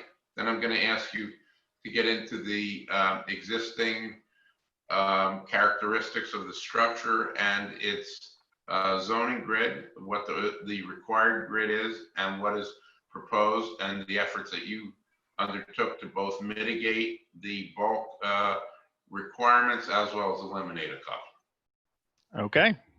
Fire away. Floor is yours. And maybe, All right. maybe Mr. Brzezinskis, just before you get started, I know you've appeared here before, and for the Yes. sake of the record, you are a licensed architect? Yes, I am. Okay. Since we've seen you before, we'll accept your credentials, and please continue. Thank you very much. So just a quick site overview is that this property is located with 2 fronts, one on South Lake Avenue, the other on 7th. The previously mentioned cutout is along the corner as these 2 streets intersect each other. Typically on most corner lots, this would actually still be rectangular. It just so happens that this particular parcel of land has a diagonal property line going across it. And that triggers a couple things when we talk about the design of the house and how we laid out the footprint of the structure itself, as well as how we kind of laid out and designed the wraparound porch that has setbacks to that line. Just zooming in on the property, you can see here that along this piece of front yard setback, we have a 20-foot setback to the house itself and a 12-foot setback to the porch. As we wrap around the corner, this is one of the areas where it becomes closer because of this diagonal. If the actual property continued to the corner, I don't think that would have actually affected the location of this porch in that setback area. Then along this side, which is the other street, we have a 15-foot setback to the house itself, the structure, and then a 9.2-foot setback to the porch itself. Going just over to the zoning chart on the engineer's drawing, there is a list of a couple existing nonconformities that were already part of the existing parcel of land and the existing home that was on the property prior.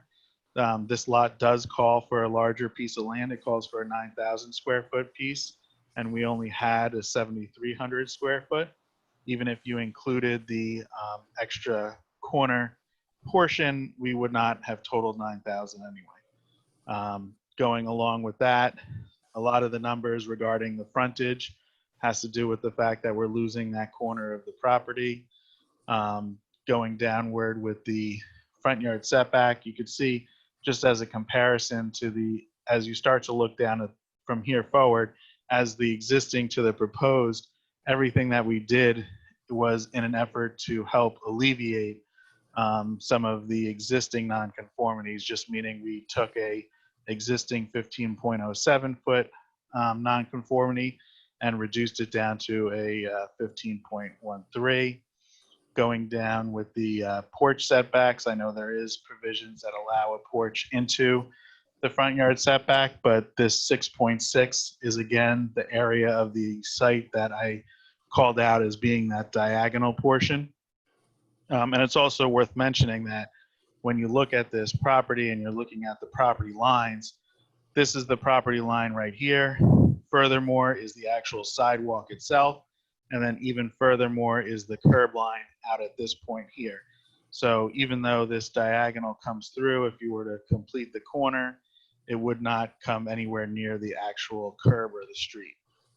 Brian, while you're on that topic, the 45-degree angle of your porch also and the setback contributes to a very generous site triangle for this property. Is that correct? Oh, yes, correct.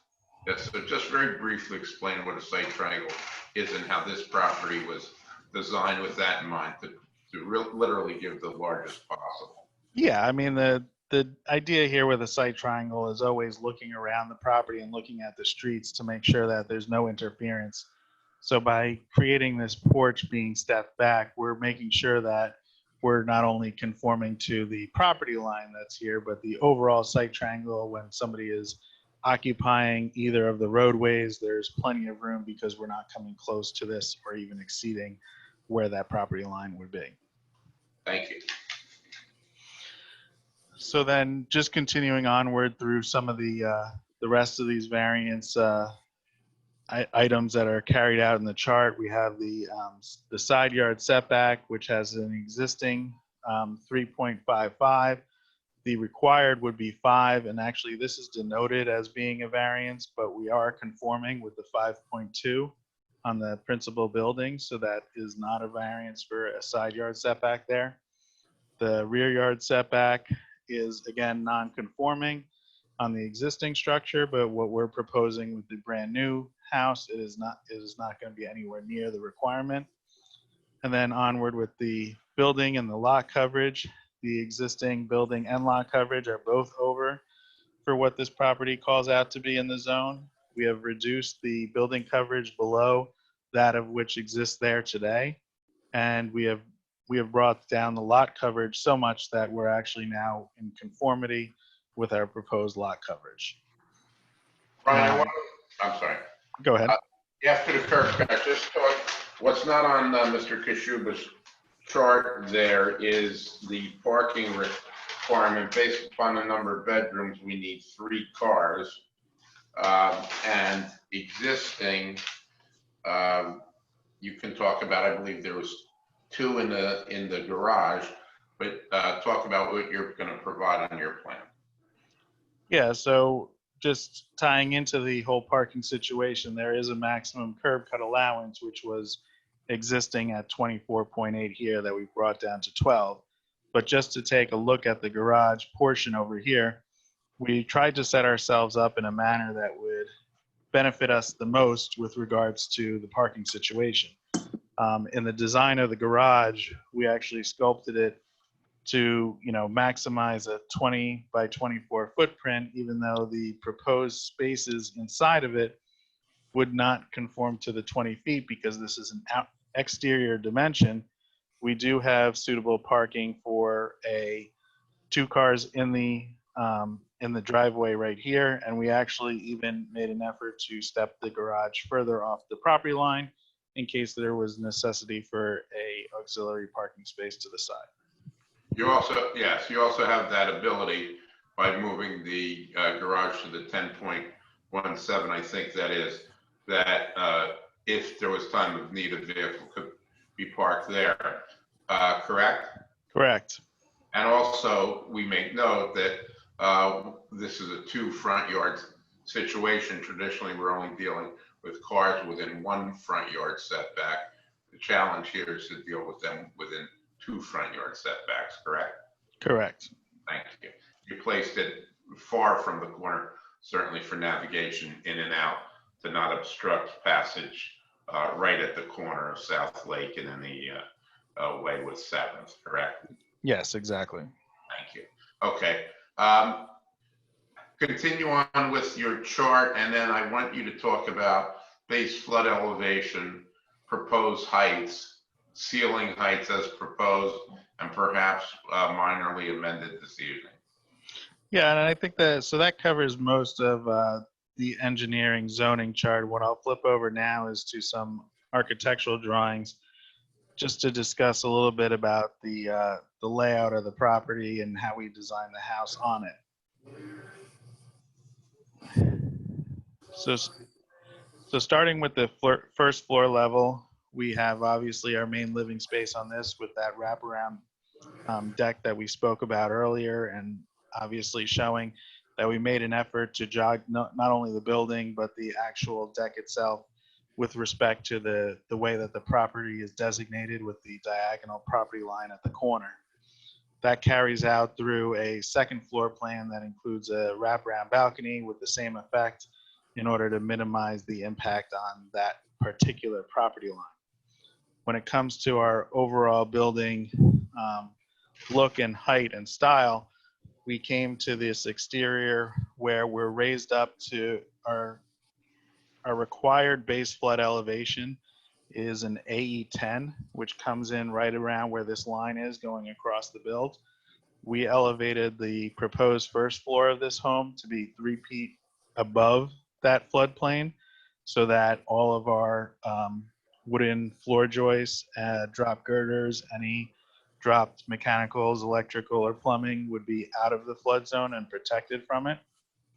We then proceeded with a 9-foot first floor, which is typical, an 8-foot second floor, which is typical today in new construction, and then the walk-up attic leading up to, which I didn't show that plan, basically a more open loft space with a bathroom and a small balcony off the side.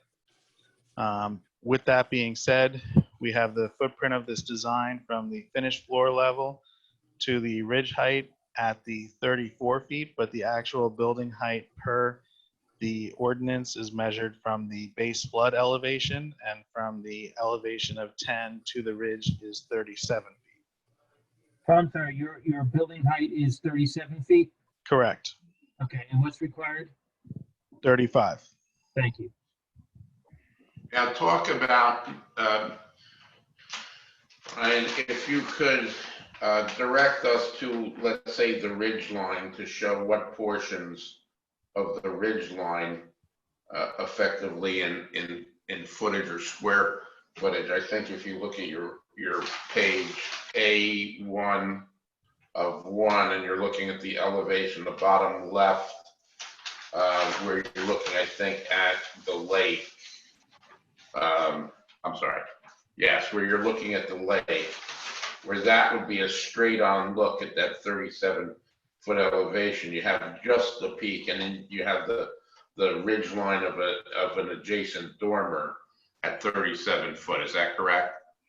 Yeah, so when you're looking at these two elevations, both of them are obviously incorporating a gambrel roof line, which definitely steps back the size or the boxiness of a structure, let's say, starting from really the top of the first floor plate. So with that effect, we're moving the roof line backward, and we do have points that are located on this gable end, which are the maximum points. This gable end that would be over here facing the other street, as well as the gable end that would be facing the, I don't know if you want to call it the rear yard of the property. All of the other roof lines that are incorporated in this all have to do with the gambrel design and the more shed style roofs. So they're a lot more minimalistic in terms of the presence with regard to the overall building height. And obviously one of the efforts of the building height, as structures that are located within a flood zone don't necessarily have any type of basement or anything like that. It was to incorporate a sizable attic area that would be functional and usable for this client and homeowner. So with respect to that, obviously we're trying to create a nice volume of space that is a usable floor for them. So because this property is in the flood zone, the requirements were no basement, and you had to get it up literally out of the practical flooding if another Sandy or, God forbid, a worse storm would come by to attempt to keep the first finished floor dry and its underside, correct? Correct. I mean, the requirement for being in a flood zone really only requires that you be the extra 1 foot of freeboard to the finished floor when located in an A zone. We're proposing this to be a finished floor 3 feet higher than the base flood. And because of the topography of the neighborhood, we're not looking to bring in a couple more feet of fill or to raise your topography for measuring. We're trying to do the right thing in the neighborhood and keep a level playing field, correct, for water containment, runoff, stormwater, things of that Right. nature. Is that accurate? Yes. So I want to just go then to your design briefly. I suppose a board member could say to you, sir, couldn't you just clip that little peak off like you took a razor for a foot or two, still had everything you wanted, but you would not have your peak woodshed or the terminology you used. What is the desire and practicality of keeping it of the design that you have? Oh, I think that obviously for the aesthetic value, we wouldn't want to just clip the top off of anything. It just stylistically would look better to be completed. There are capabilities, obviously, with roof lines to be maneuvered around, but we're trying to minimize the impact of the areas that are even showing a presence at that height, while at the same time depicting a roof line that does go pretty far back to meet that point. So when you look at it from the perspective point, obviously it's only really the gable ends that you're seeing at that presence. Yes. Now, the house, I don't know if you studied the house, but the house to the south of ours, in other words, adjacent to the gambrel roof, they have a gambrel as well that runs the same length. Is that correct? I do not recall from when I went there that the roof line of the adjacent property. I have a photo that perhaps with the assistance, once you're done testifying of my assistant here, that we may be able to mark and put on Mr. Kennedy. But I'll move on. Let's talk about the demographic of the neighborhood too. To the direct west, there's a large open area used by the public. Is that correct? Yes. And to the north is the lake, correct? Correct. To the east is a two-story but with a peak roof home separated by a garage and what appears to be two sidewalks or an area to walk. Is that correct? So that's about probably about a 14, 15 foot setback. Is that correct? Yes. And to the west, no, I'm sorry, to the south we're getting rid of the swimming pool. We're properly locating there you go. Can you see the gambrel roof of the house now to the south? Yes, I can. This house right here. Right, and you're lining up a linear gambrel, so it would almost look like two homes with the same gambrel line running from the lake, correct? Correct. And at most, there's a difference of a couple of feet between your proposed height and that of the property to the south, correct? Right. Now, if in fact you wanted to give the benefit to the Casey's to have a 9-foot second floor in this beautiful home that they're going to invest half of a world savings probably, and would you be able to contain it within 38 feet without reaching the 38.5 requiring a D variance? Yes, we would be able to do such. And would you desire to so move the application based upon the base flood elevation from a 37 to a 38 here in this evening? Yes.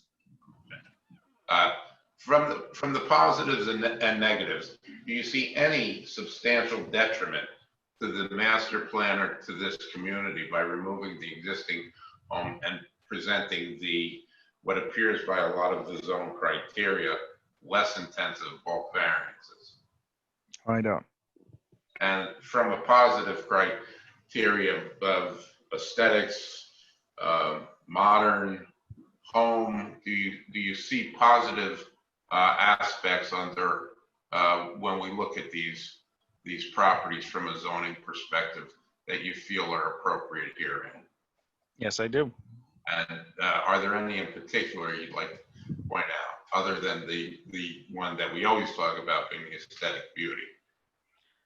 Well, yeah, of course. I mean, obviously, we tried to design something, as we're familiar with in many areas of not only Belmar but other surrounding towns, to have that beach-like look, and this was designed with an intent to be very conforming to the other properties that surround it and the development of the area. This will have modern electrical that are to code, correct? Of course. Properly fire rated, Yes, it will. handicap accessible? No. Is that because of the elevation out of ground? Yes, it is elevated out of the ground with a decent amount of steps up to the first floor because of the flood zone. I'm not so sure if you're familiar, perhaps if you put your overhead or your drone shot back up, I don't see any telephone poles. Where I know Mr. Capoli's going to ask you, where's the electric service coming from, and is it underground? I don't see any. Yeah, I don't. It doesn't appear to show any on this property. Would you make attempts to design the structure with Casey's so that if the electric can be brought underground to the property, that would be the way that it would marry? Yes, that would be the intent. All right. Have you also designed it in a way that stormwater runoff is self-contained on the property, not running to either the easterly or southerly property? The water will not run off onto adjacent properties, and I believe that it is shown in part of the engineer's drawing where exactly the runoff will be depicted based upon the existing topography.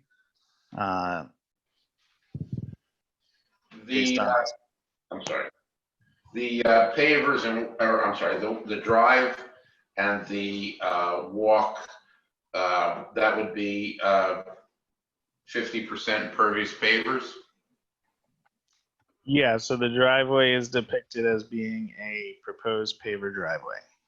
All right, and do you know whether Mr. Kashuba did or did not include the 50% impervious? And I'm thinking he may not have, because I don't think that we're requiring impervious on this, are we? It does look like he included it as 50%. I do see in his proposed lot coverage a proposed paver driveway of 484 square feet divided by 2 equals 242 square feet to the total lot coverage calculation. It looks like that's the same for the rear platform as well as the front walkway.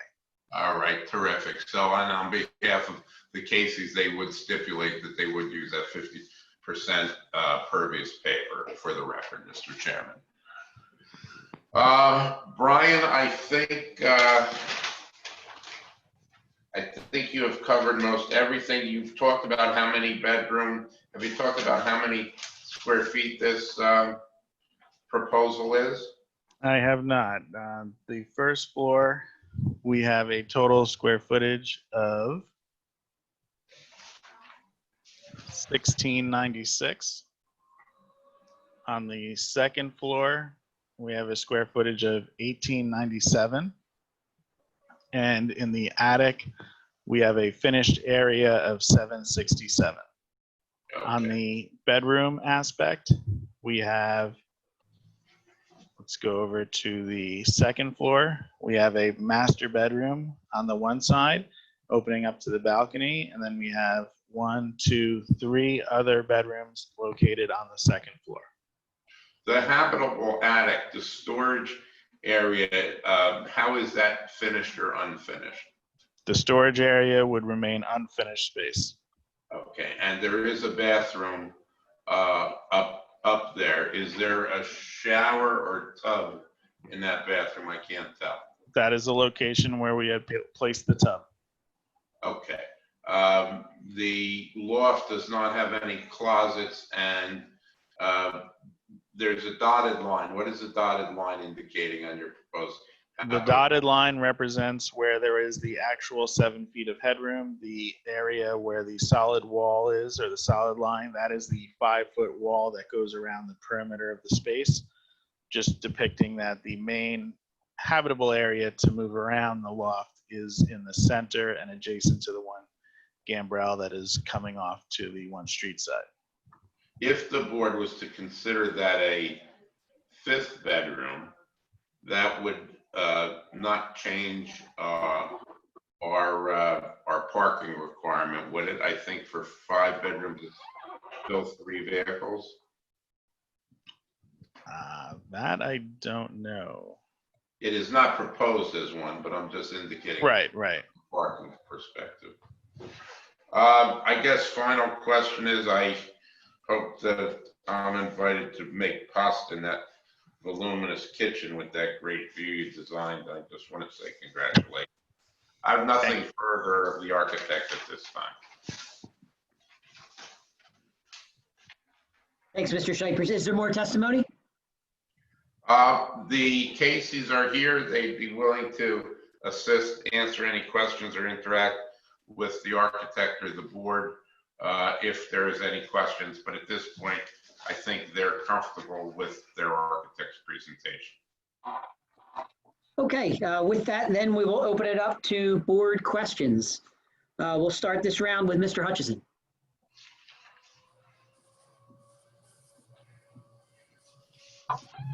Thank you, Mr. Chairman. Beautiful design, really very impressive. Thank you very much. I like the fact that you've improved a number of the previous existing nonconformities, curb cut and well, a bunch of them anyway. And the only negative one that I was able to discern from the plans on my computer, even though they were pretty small, was the front porch setback, and that doesn't seem to be. I'm not really too concerned about that because it's the corner, and like you said, it's kind of odd shaped their lot, so that's not a problem. I'm happy with the 37-foot height because I know raising the property even a little bit more than required. I think I would do the same. It seems to be very prudent to raise it up a little bit above the suggested BFE. But I'm 2 feet, but then you go to 3 feet. I'm not sure I would be real happy with the 38 feet. The 37 feet, I'm pretty good. I'm pretty good with that. It looks like the first floor is 6 foot 4 inches off the I guess the walkway coming up. That's quite a bit. I hope you have the Caseys are, or excuse me, are young, because that's going to be a kind of a high lift as some of us grow older. But you know what you're getting into, and I can see the reason for it, and I'm happy about that. I assume that the underneath the first floor, it's while there's no crawl, but it's at base elevation of the surrounding properties. Is that correct? Yes, it is. Okay, good. And what kind of utilities are going to be under there and their location? Well, we're going to try to keep any utilities really out from underneath there as much as possible. Typically speaking, you do have certain scenarios where you might be running some plumbing, or maybe you have to get the HVAC to a particular component of the first floor. But for the purposes of it being in a flood zone, we definitely want to minimize any utilities that are actually underneath the house. With that being said, by the fact that we are raised up, we do have a little bit of leeway that we can introduce some stuff down there when need be.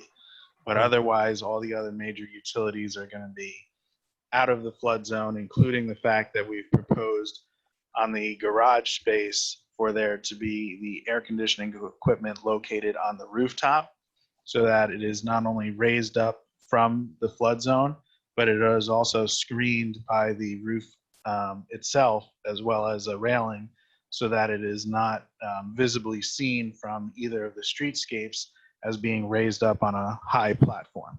Right. And will it be visible to the property owner to the east? No, because we have to, when we construct these, basically as a balcony on top of the roof, we have to protect it with a railing around the perimeter, whether it be a railing or a knee wall.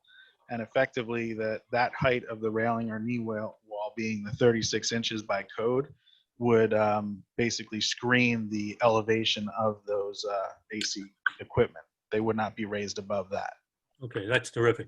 I didn't notice any like a mechanical room in the on the first floor. Is things like the heating and hot water supply and things like that. Electrical panel, is that going to be somewhere located on the first floor?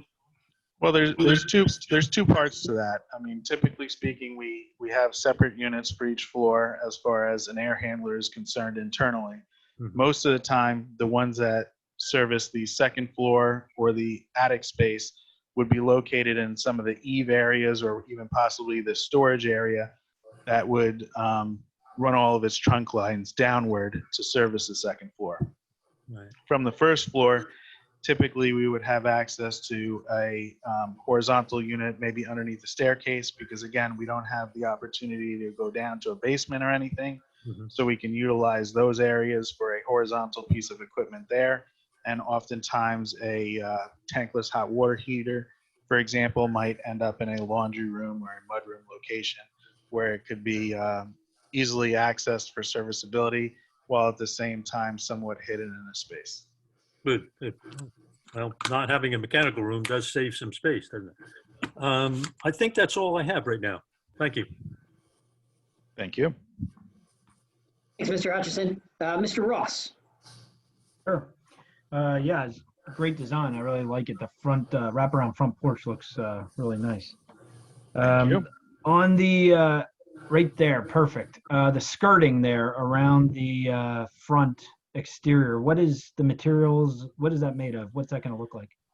Well, so we haven't had the final discussions as to exactly what the materials will be used of, but because we're in a flood zone, we do need to allow for water to go below the structure itself. So for that reason, a lot of times we might be incorporating some type of a, underneath the front porch, for example, some type of a louvered system that allows the water travel, while the main house itself would have to be protected from the air elements with maybe some type of a more enclosed foundation. But even that enclosed foundation would require flood ventilation so that the water as it rises could travel to be both sides of it. The only reason that we enclose the area underneath the house typically is so that any piping that would be below it wouldn't freeze in a wintertime scenario, because it does need a little bit of protection from the air. Yeah, so I guess I know the drawings show it being closed in. I'd like to make it a condition of the application. I mean, I'll hear out the other board members that, you know, that is enclosed so that we're not looking through the open air space there. And also I would prefer, I don't know if we can hone in on specifics, but would prefer that it's some sort of nice decorative, you know, material. I don't, you know, I've seen in the past where, you know, it's nice finished material as opposed to just looking like cinder block or something like that. So anyway, I guess I don't know how to make that a condition, but I do want to make it a condition, at least that it's closed in. Mr. Ross, Yeah. if I could still be heard, my clients, while not shown on these drawings, they anticipate some pretty nice landscaping throughout the front and the wrap of the house. They don't want to look at an elevated house with water vents and necessarily louvers or lattice. They want a beautifully landscaped property wrapping the corner. No, I understand, and I'm sure it will look really beautiful when everybody's done. We've just had so many applications over the years that come before us, and on the plan it'll show something, and then when it's done, it looks different. So just wanted to make sure. As far as materials for the siding, looks like cedar shake of some sort. I mean, is that what you're planning to use? Yeah, we definitely decided to go with the shake style. It has a couple details that complement not only the gambrel roof, but a couple of the details that we can do with the aesthetic design of the exterior. And having a shake is obviously customary to the neighborhood and the area in general. So that was the part of that design selection. It looks nice. Now the apron of the driveway, is that that's in about the same spot as the current apron is, right? Or I think that the current driveway might be located starting from this line to this line, because I did see that it was noted as being the 24 feet existing, and we've moved it over to obviously be right in forward of our garage while bringing it down to the 12-foot maximum. Okay. It's going to move to the south, Mr. Ross, by some distance. Right now, there's an existing pool decking around it existing, and it looks like it's going to move probably another 10 feet or so to the south. Right. And the garage has 2 parking spaces inside, or 1? Because I saw that it looks like it's conflicting on the documentation. Well, I think that confliction is basically that the 9 by 20 requirement, this garage is exactly 20 feet deep. Typical parking space that you would find in a, shopping center of sorts would usually be 18 feet deep. And in fact, things like my car are only 15 and a half feet deep, but this garage is 20 feet in depth. Okay, so it is a 2-car garage. It looks like you might be able to get 2 vehicles in there in practicality, but for the sake of meeting the specs of the policy here, it's only one car garage. Right. 1 parking. Okay. And I think that's all the questions I had. Thank you. Thank you. Thank you, Mr. Ross. Mr. Capoli.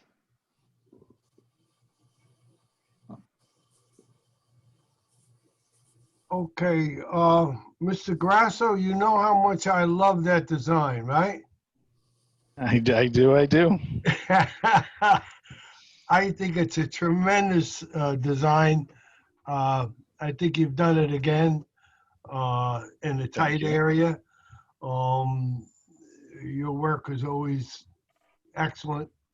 Anything I've seen and been a part of, and I really love the shape of the home on the west side there. I think it looks great. Thank you. I have really no questions. All my colleagues have asked all the questions. And to answer Mr. Scheiper's question, There is no pole on the property, so I think they might have to go overhead. I do think the pole may be on someone else's property, but I still would like to keep that clause in there if it's possible to do it. Congratulations, I love it. That's all I have, Mr. Chairman. Thank you, Mr. Capoli. And Mr. Shipers, I believe, just to frame it, Mr. Capoli was asking for the applicant to make a good faith effort to keep the utilities underground. Agreed, and we will. Thank you. Next up is Mr. Green.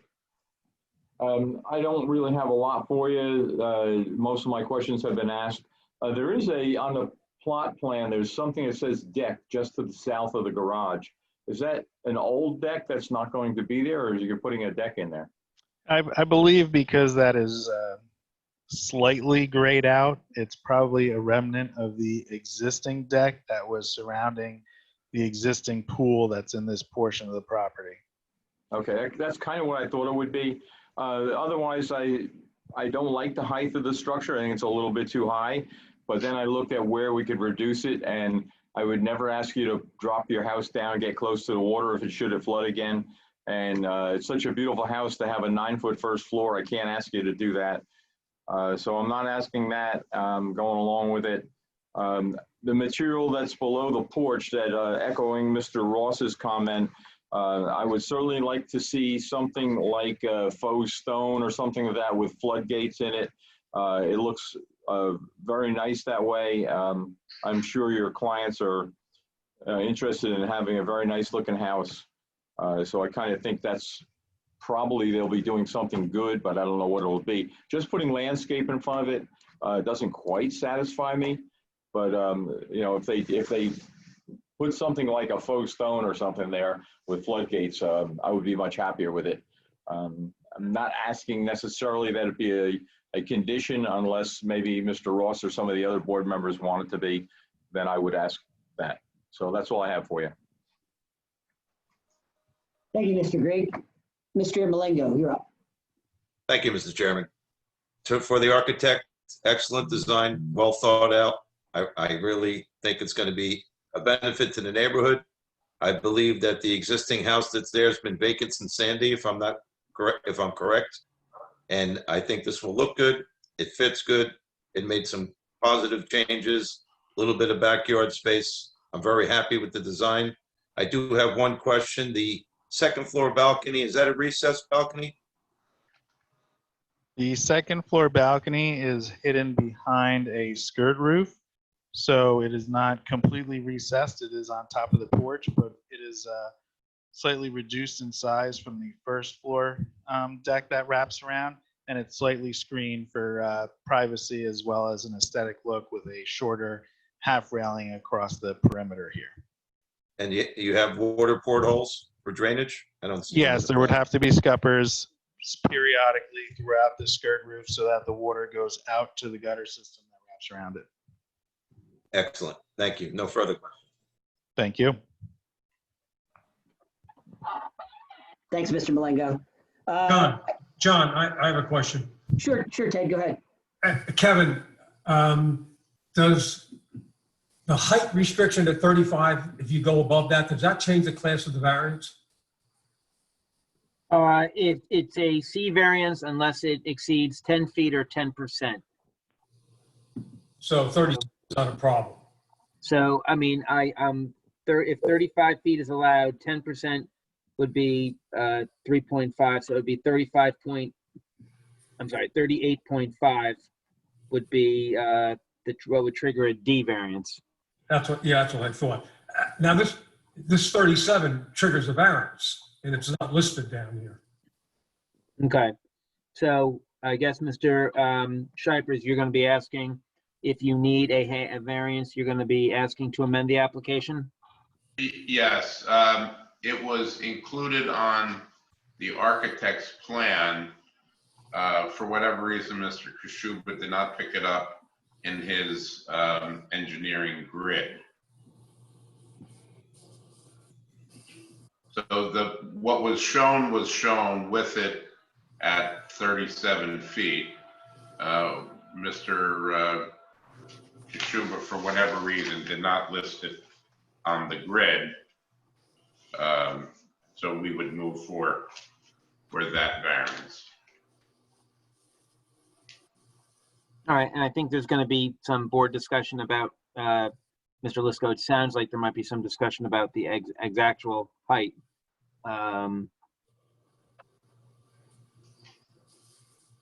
Yeah, I guess I noticed that it doesn't appear to show the variance for height in either Exhibit A1 or I guess it's A2. Do we have jurisdiction right now to vote on this, given that it came up like this in the application? Yeah, you know what? Let me just review the Sure. application and we'll come back to that if that's okay. Yeah, no problem. I have a couple, I think, I forget who was up last. Mr. Malengo, you were all through? Mr. Lisco, if I might be heard just briefly. Yes, I am, Mr. Chairman. Thanks, Mr. Malengo. Go ahead, Mr. Shipers. I think often as we do, you know, the discussion is to notice for every variance we believe necessary, and you know, the height of the structure said 34, and I don't know if that led Mr. Kishuba or myself to not calling it out. But when we have these hearings typically, and I want to submit, I watch all the other hearings as well. Generally, we are the most precise in calling out almost every variance. Even if you look at the last application where we say is a pre-existing one or not, and how we call that out. On many occasions, you'll see applications that you guys and Ted in particular would say, you know, nice application, but you forgot these other 4. It's moved to amend at the time of the hearing, and it's rudimentary that you guys are conducting business in that fashion. Now, I'm not saying that, you know, to the nth degree that I wouldn't have loved to have called it out, but every day you guys pick up and move to amend to conform with the discussion and proposal. Thank you, Mr. Shipers. I understand.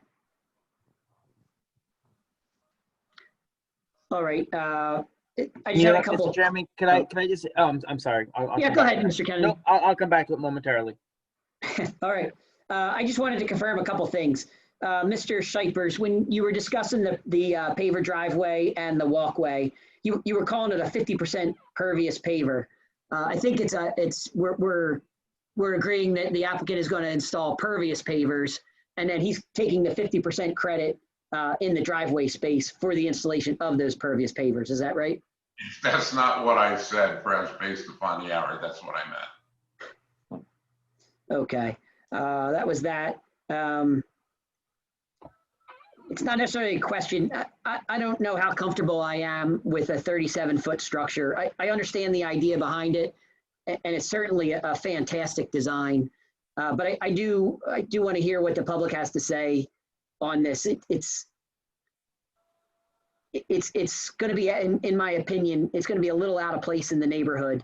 I do understand the reasoning behind it, and I understand a 9-foot first floor. I wouldn't want to see anybody give that up, but that's going to be a very large structure in the neighborhood. That's just a general comment, not a question. But with that, we'll go back to Mr. Kennedy, unless anybody from the board had another question. I'd like to ask, does anyone have an idea of how high the houses are to the south? They're the ones that are most affected by the height of this, I believe. And I believe they're fairly high houses, but I don't know the height of those houses to the south.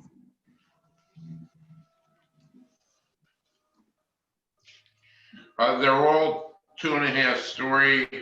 The one on the corner has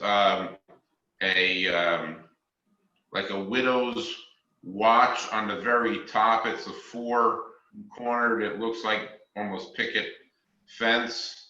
It's clearly, there's only 3 houses on this entire block. This one, the middle one that we reviewed, and the next one to the south.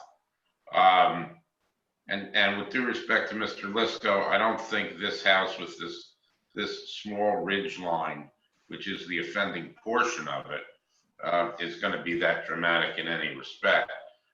You go down also South Lake Drive, many or most of those houses are quite high. I don't know how many of them have variances in excess of 35 feet, but I hasten to say I don't think there's many at all that are under 35 foot along there. And then when you go back down, I think that's 7th, all of the houses there are 2.5 story, 1 block over on the corner, very large, very, very significant home on that corner. So it's not like there's any 1-story bungalows, 1.5s here. This is really the anomaly that's existing currently as the 1-story home.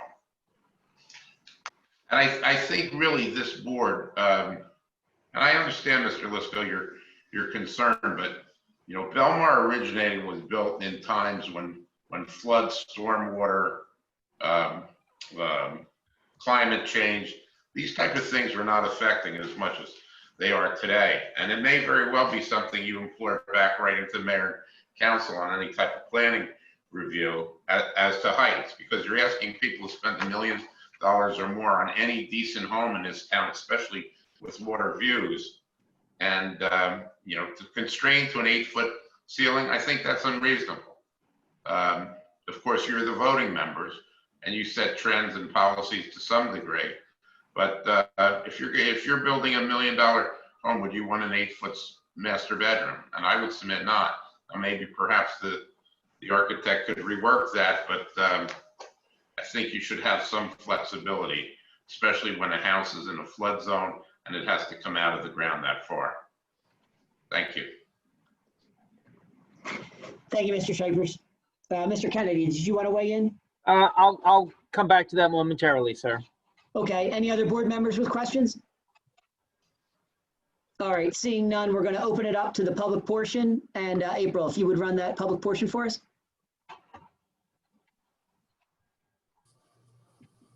Sure, we have a couple. Hold on one moment.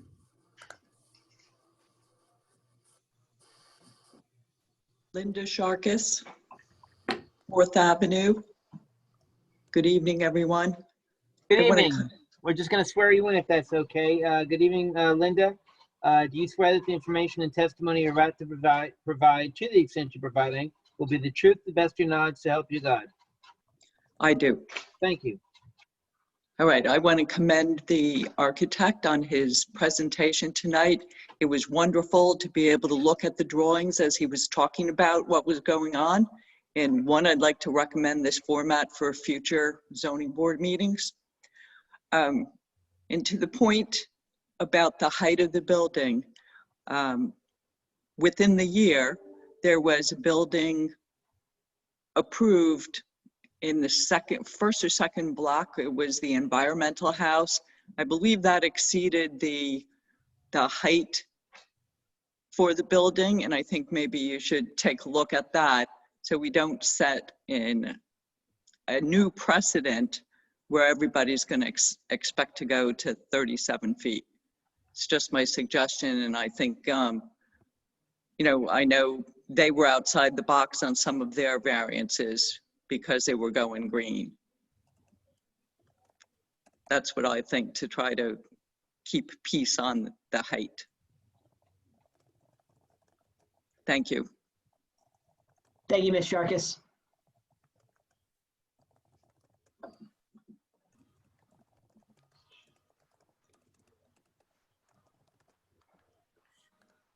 Okay. And April, why don't you say your email one more time in case someone's having an issue? It's clerk@belmar.com. I guess I could learn that.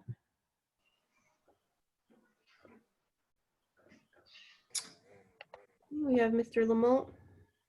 Hi there, Chris Lamont here, 700 South Lake Drive. I actually live in the Gambrel house. First of all, love the design. Hey, you know, Mr.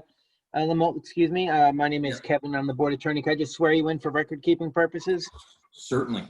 Okay. You stated your name. Do you swear that the information and testimony you're about to provide, to the extent you provide any, will be the truth, to the best of your knowledge, to help you God? Yes. Thank you, sir.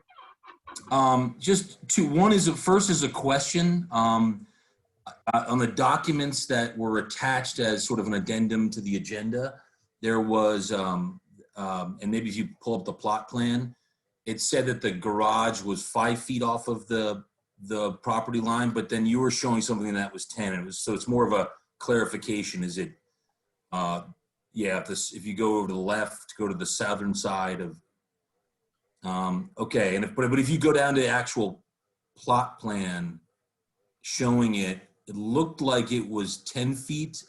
I could be wrong. 10.7, is that 10.17? I'm not sure there. Yeah, so just to step in, there's two different dimensions. There's the 10.17 off of this property line, yeah, and the 5.17 off of this property line. Okay. So when we look at this chart for the accessory side and rear yard setbacks, yeah, the requirements are 3, the existing are 0.59 and 1.54, and we're proposing the 5.17 and the 10.17. Got it. Okay. Because just the actual document, because I'm looking at it, just showed it that it was 5.7 on the southern side. But anyway, that's my only question. The only other comment I will say about the height is we built our house in the old days when it was, you based the house off of the curb height, right? I think it was 34 feet off of curb. And we had 2 feet in our house during Sandy. So, you know, take it for what it is. But obviously, you know, we went with the old design. You know, things have changed from the adjusted or flood elevation, but you know, we obviously had a couple feet in our house during Sandy. So take it for what it is. I think the design looks great. So, thanks. Mr. Kennedy, may I cross-examine the witness? Sure. Mr. Lamont, can Mr. Shipers ask you a couple comments, questions? Sure, absolutely. I'm sorry, sir. I didn't catch your name in this whole remote kind of thing here. Yeah, Chris Lamold. So yeah, we live in the house just to the south. That's the Gambrell house. Okay, great. Chris, may I call you Chris? You may. Thank you. Chris, I know when the Caseys designed their house with Brian, to which I was privy to a lot of the conversations, they tried to accommodate your home the best they could. Do you appreciate the fact that they pulled the existing pool and pavers and literally fence right up to your home away from your home by 10 feet? Yeah, I much appreciated it. Absolutely, yes. Okay. And on the height issue, your house is further to the south of the Casey's home, correct? If that is correct. Compass is right. So I think, and I don't know how long you've been in your house, but the sun in the summertime tracks a little bit higher north, but predominantly to the south from east to west, correct? That is correct. So if any shadows would have been cast by any property, it would have been your home on the old swimming pool, not that house shadows your house in any way, correct? That is correct. So by the Caseys requesting this marginal ridgeline height up to 37, or even as I requested 38, I don't know the board members wrestle with that, they're not shading or obstructing your property in any way relative to sun or light, correct? That is correct. Do you have any objection to their ridgeline being at the height of 37 if you're at 35 or wherever you are? I'm assuming you built 35 from curb line like we did in the old days before Noah's Ark needs and the flood, correct? That is correct, yes. Right. And if you were required to build yours up after the flood, I suspect you would be asking to do what the Caseys are doing. Is that fair to conclude? Yeah, I actually have no problem with it because obviously the rules have changed and life has changed after Sandy around here, right? But I also don't want to, I don't want to cast any, obviously I can understand that the board's decision and their objective is to keep consistency too. So do we, but you're the most effective guy and we want to design and live in harmony with you. Yeah, I think it looks great. Believe me, I've lived next to this house, the one-story house, for many years, and someone mentioned that it's been sitting here since Sandy, and it has been sitting in its current state since Sandy. So And I'm about to conclude, but I'd venture to say you would vote in favor of it at either 37 or 38 feet to have this done and get rid of what's next to you, right? no, that's an absolute yes. Yeah. All right. I love absolute yeses, and that's all I'm going to ask of you. I hope the Caseys and you have a lifetime great relationship. As do I. Yes. Thank you so much for your comments.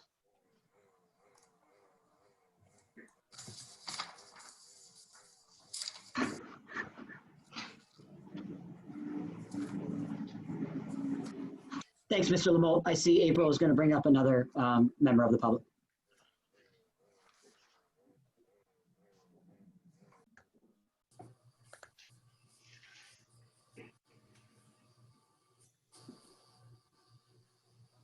Go ahead, Mr. Creamer. Yeah, good evening again. Eugene Creamer, 4th Avenue. Okay, Mr. Kramer, we're just going to swear you in again since it's a new application. Sorry to bother you. Do you swear that the information and testimony you're about to provide, to the extent you provide any, will be the truth to the best of your knowledge to help you God? Yes. Thank you. Okay, my comments are similar to the previous application. On the application form, it's a request for minor site plan again. I guess I'd like clarification on that for this application. That's the same issue, Mr. Kramer and Mr. Kennedy, that we don't need it for this application. It was checked. Oftentimes, if there's a question, we'll check an extra box to make sure that someone says, you know, err on the side of caution as opposed to omission. We do not need site plan approval, Mr. Kramer is correct. Okay. Thank you. Yeah, thank you very much. Actually, it was more of a jurisdictional question because the planning board has is the purview of the planning board, Belmar Planning Board, unless there's a D variance involved. I guess, okay, the second question I have, on top of the garage, there's mounted, I guess that's HVAC equipment. Is the garage going to be air conditioned, or is that equipment that would be used on the main structure? The garage is not going to be heated or cooled. This is the air conditioning condensing units for the residents only. Yeah, okay, it just appears to be quite a distance to run, but I guess that will all be underground? Yes, it will. Yeah, okay.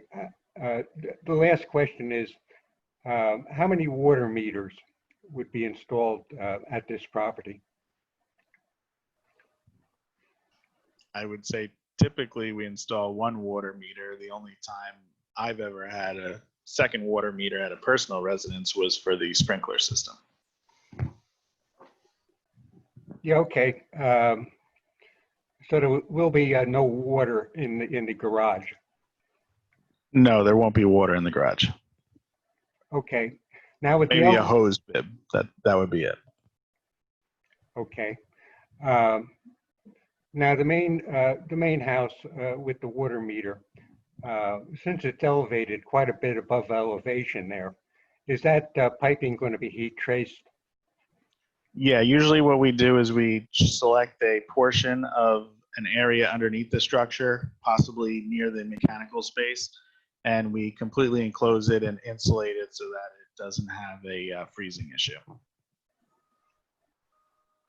Okay, thank you very much. Thank you.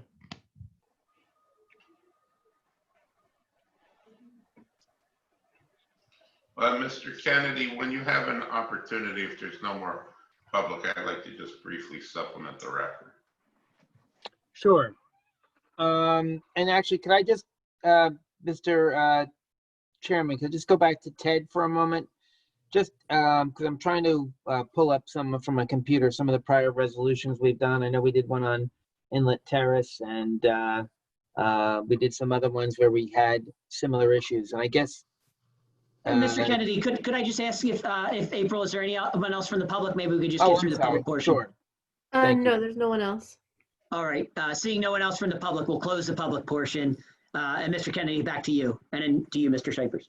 Sure. Oh, and so Ted, just in terms of, I'm just trying to think how we've done this with other similar properties. I mean, I guess, would it be safe to say, is there a question, do we measure the height from the grade or from the BFE?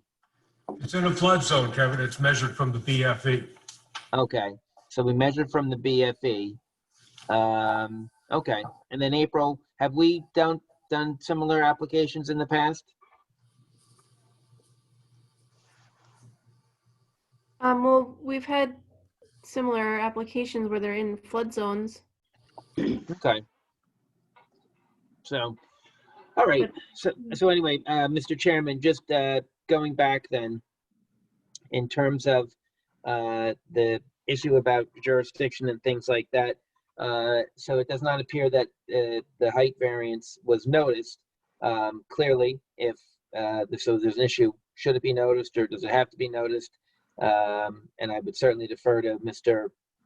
Shipers if he felt the need to renotice, but I would feel comfortable. He did notice for the, reserving the right to request any and all of the variances. I would feel comfortable, unless the board members or Mr. Shiper objects, is proceeding, but with a C variance. But I would respectfully not feel comfortable that we would have jurisdiction to grant a D variance without noticing for it. That would be my just immediate thought. Mr. Shipers, your opinion on that? I don't want to say great minds. You have a great mind. I have just an experienced mind. Think alike. What you did, Mr. Kennedy, was you appropriately cited my publication that I have in front of me. It says, additionally, the applicant will also be seeking relief from any and all other variances, design waivers, submission waivers, which are necessary or which may become necessary during the public hearing process. And we utilize that, and I think you instruct to utilize language like that for just these reasons, that there will inevitably, when you have 7 board members, a code enforcement officer, and an attorney such as yourself scrutinizing these plans, something inevitably comes up. This is not a D variance. It doesn't trigger any additional higher standard of proofs like a D variance would. I think it changes little to nothing. I think, to follow up on the question someone had of Mr. Bianchi, that we measure, and it might have been yours, Mr. Kennedy, we measure from the base flood elevation. I mean, that puts another 3 feet onto this home. It's only, even as designed, a 34-foot structure. And that's why my request was for a 35-foot structure with the 3-foot accounting for the base flood elevation. And I think, as even stated and testified, and I'm sure there was a bit of a quiet amongst the members, by the neighbor to the south, the one probably most affected. He loves it, and it's not going to make a rat's bit of difference to him, and you're not setting a precedent. But maybe you should look at cases in the future in flood zones. People should have at least a 35-foot home. Spend $1 million. We spend $1 million in Belmar and have an 8-foot ceiling. I think it's a miss, and we don't encourage misses.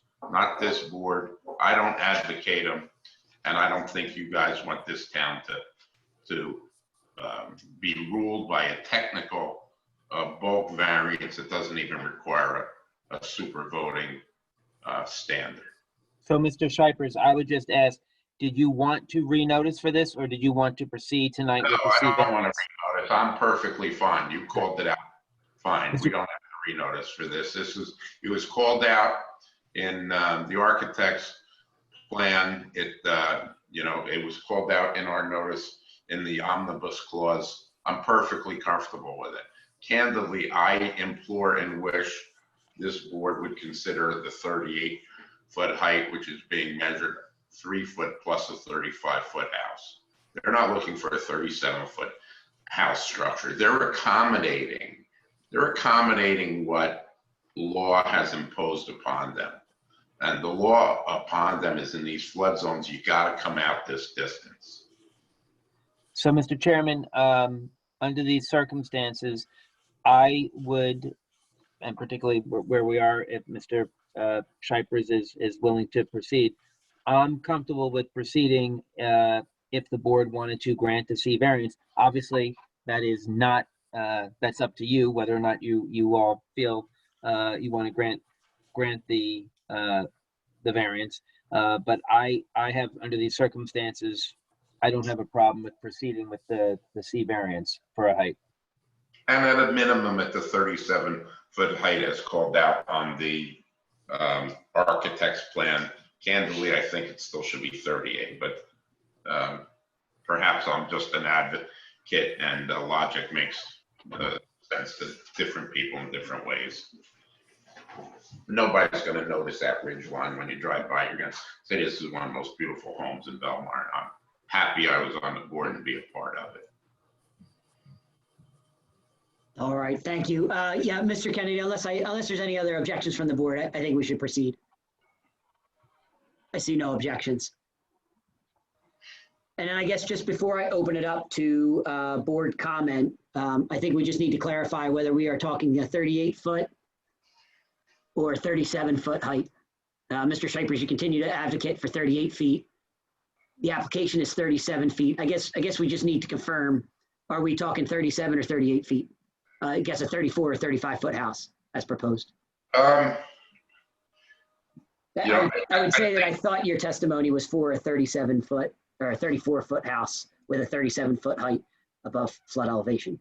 If that, I want a unanimous vote. If that's what would get me a unanimous vote against my brain and my gut, I would submit on behalf of my clients to that height, 37 feet, 34-foot house with elevation. Thank you for clarifying. All right, with that, we'll open it up to board comment, and we'll go back to Mr. Hutchison with this one. Thank you, Mr. Chairman. I'm in favor of the application. Mr. Shipers, thank you for this 37. I feel much more comfortable with that. I don't know why, but 1 foot did, 2 foot, 3 foot, it just keeps going up and up and up. So I know the reason why it was elevated to the height it was because of the base flood elevation plus, and I think it's going to be a beautiful, beautiful addition to the neighborhood and to Belmar itself. So thank you. Thank you, Mr. Hutchison. Mr. Ross. Yeah, I echo Mr. Hutchinson. Beautiful design, beautiful home. I also agree with the comment from Ms. Sharkis. Brian, I thought you did a great job of walking us through the plans. That was super easy to follow the way you did that. So I'm in favor of the application. Thank you, Mr. Ross. Mr. Capoli. I too am in favor of the application. I live right around the corner from this house. Mr. Grasso also designed my home very beautifully, similar to this. I had 5 feet of water in my basement. I'm not in a flood zone, and I still had 5 feet.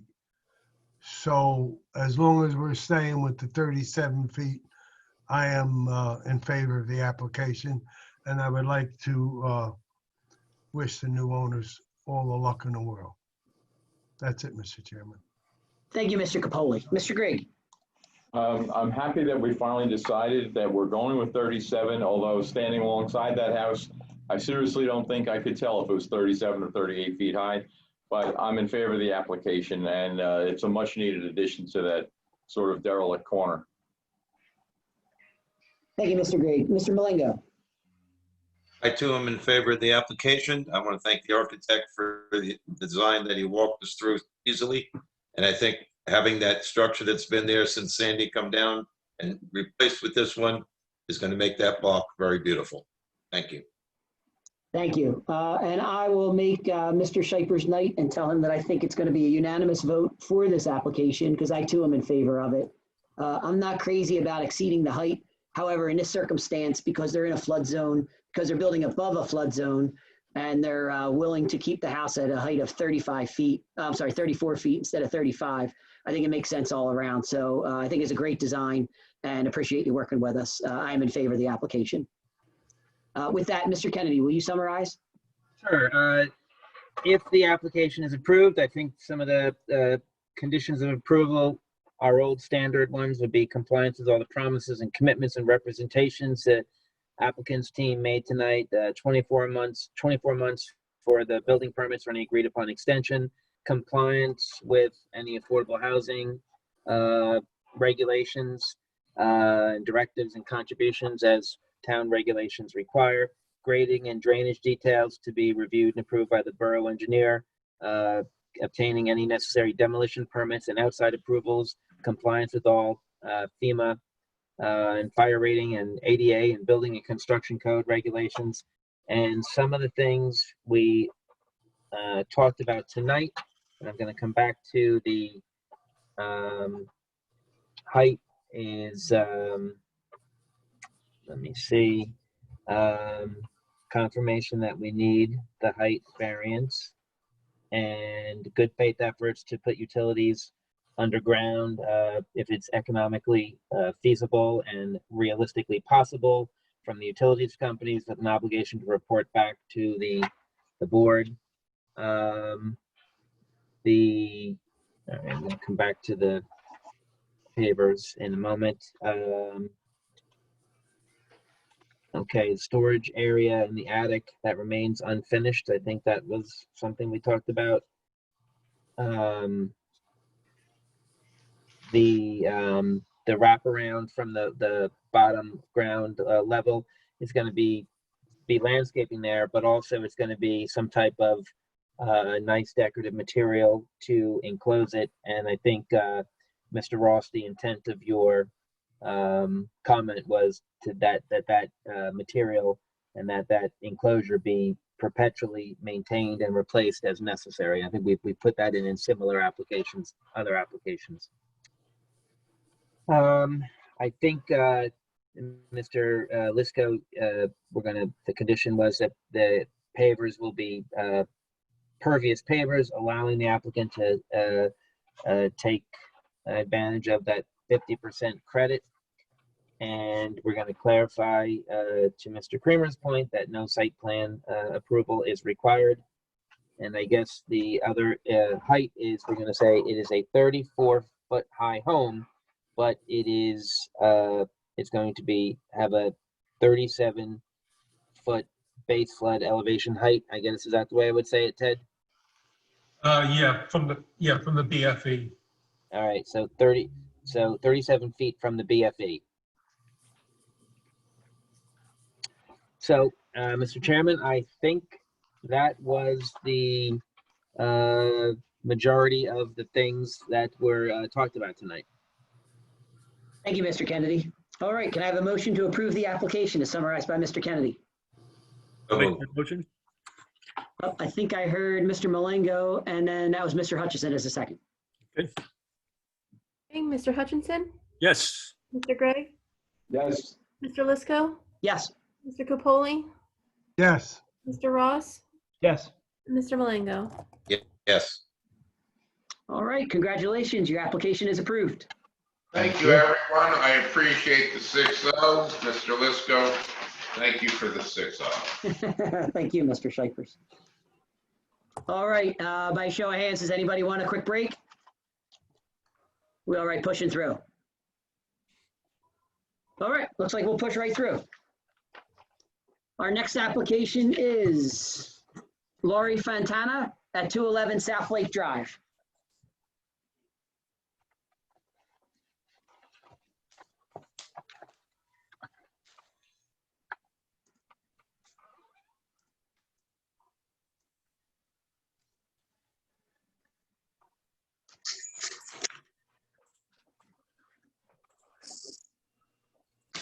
There.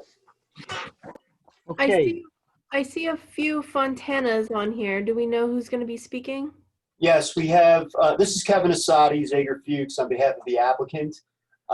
Tonight we have Lori and Tom Fontana, who will briefly introduce themselves, and we have Paul Amelshenko, architect, on the project. But in the list of attendees, I have a Cassidy Fontana and a Paige Fontana. Oh, they are the applicant's daughters, I believe. Yeah. Who are watching I'm from home. assuming this one that just says Lori might be the one we need. No, the Fontanas are actually here with me in my Oh, conference. okay. Yeah. No problem. That's what I was trying to figure out. How do we sound? Is it, you hear me okay? Yes. Sounds awesome. Great. Thanks, Kevin. You know what? Why don't we just quickly take a moment to mark into evidence what we as a board have before us. So we're going to say we'll mark as A1 is the development application package, and A2 will be, okay, hold on here. A2 will be the application checklist. And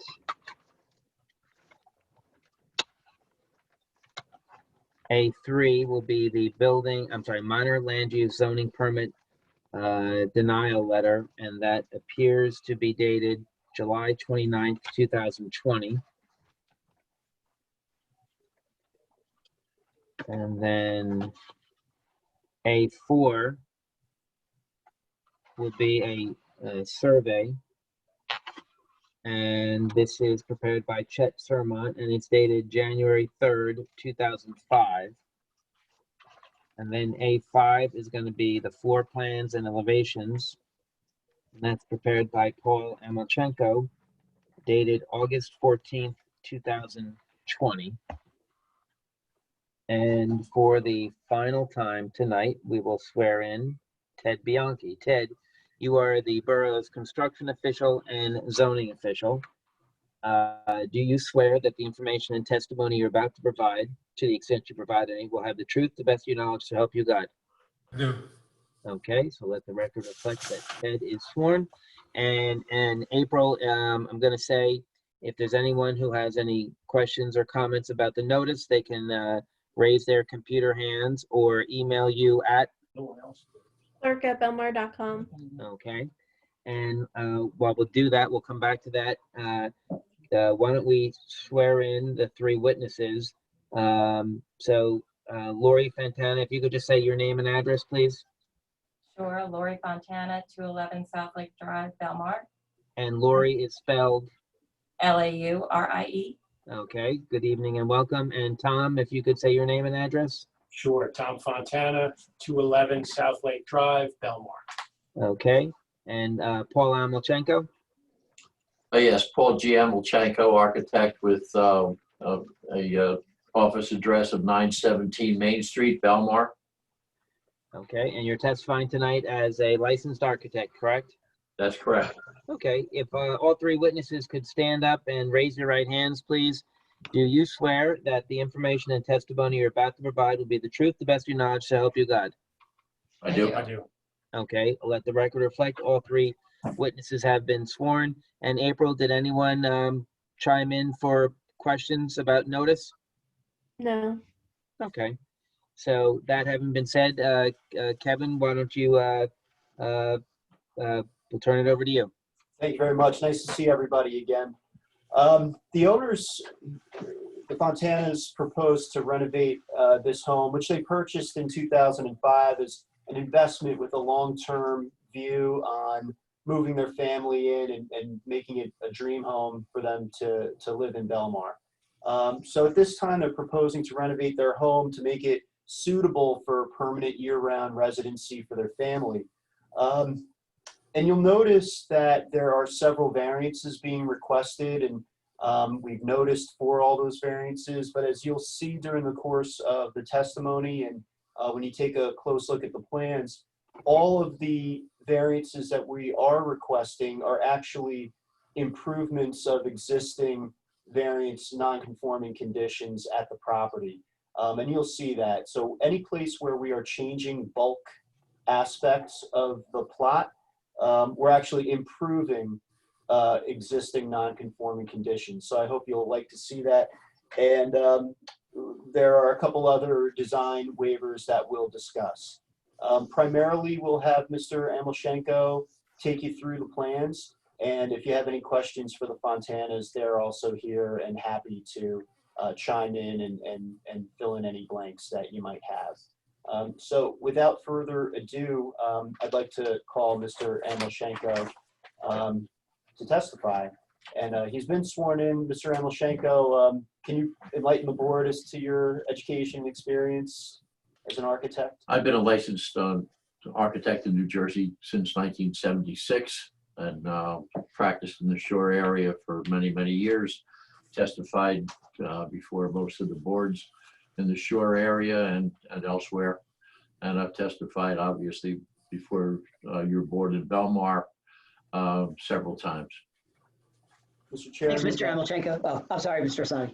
I was going to offer Mr. Amoshenko as an expert in the field of architecture. Of course. Welcome back. Okay, good seeing you all.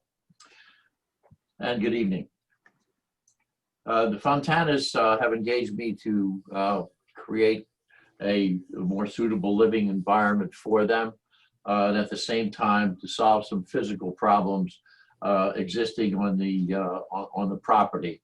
I understand that several of your members have taken the opportunity to view the property personally, and obviously some of the zero lot line conditions that we have that affect our neighbor to the west and also to the south are two measures that we've endeavored to correct.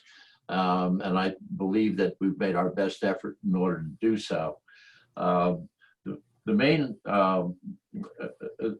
correction on the site basically deals with the garage. The garage is a zero lot line situation on the westerly side, allowing for about 6 inches of setback from the westerly property line.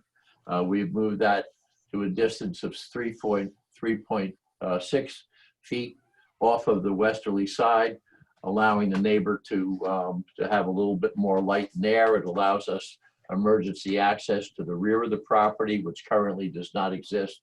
We've also pulled the existing garage off of the southerly lot line by a distance of 11.5 feet,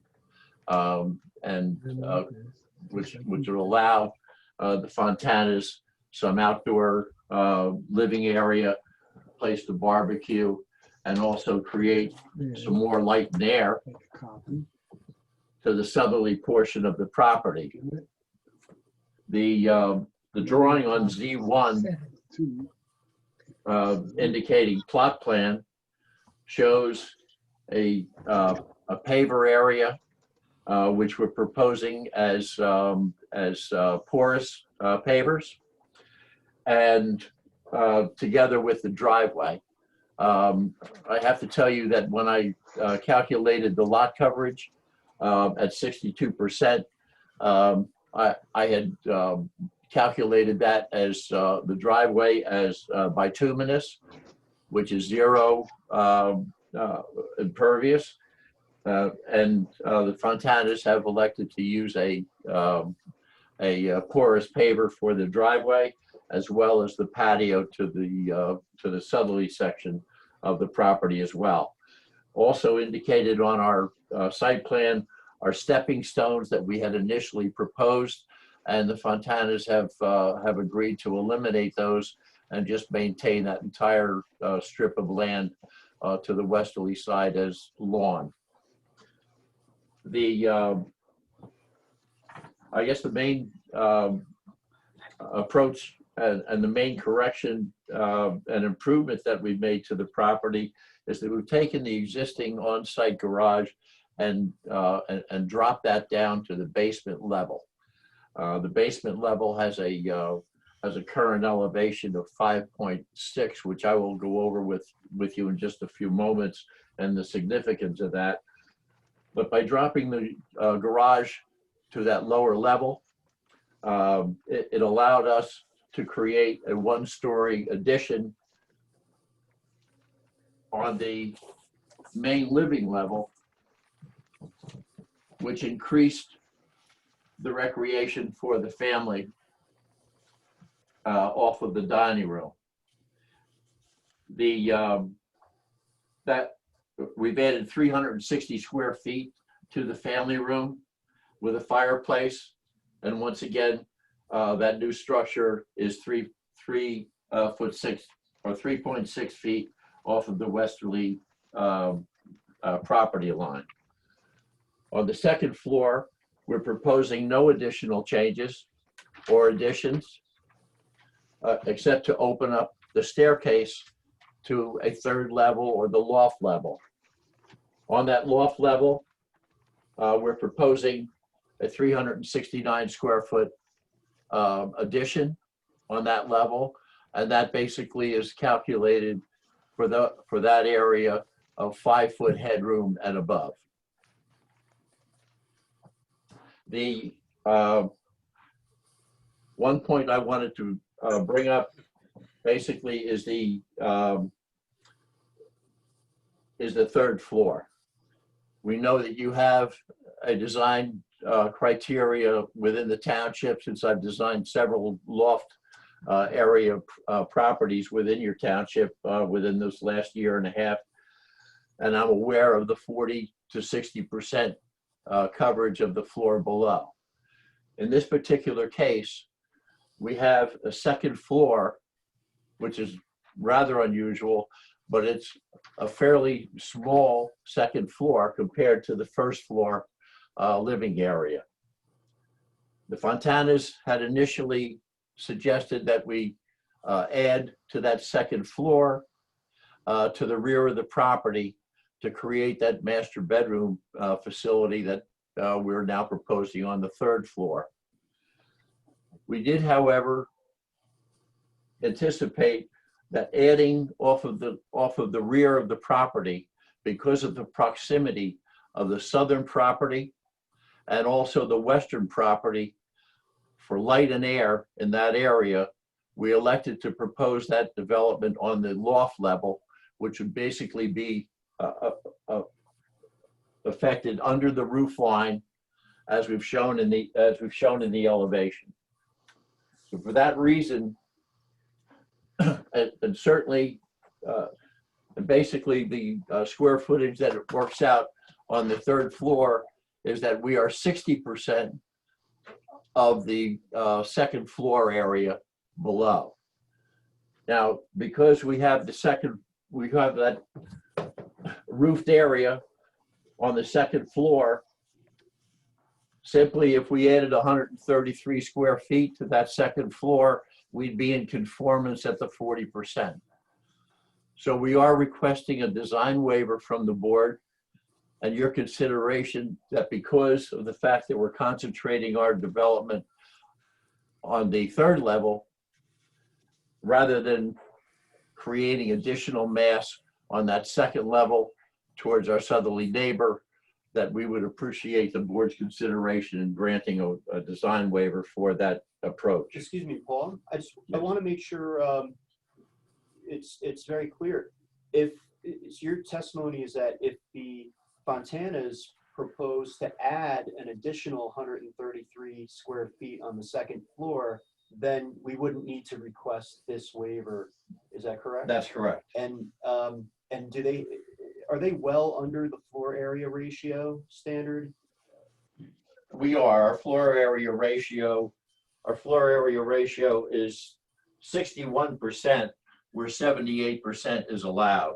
So it's fair to say that this design waiver is only triggered because they don't want to build as much as they might otherwise be allowed. Is that To correct? increase the second floor area to the south, yes. And this was the choice that was made in deference to creating additional open space between they and their neighbor?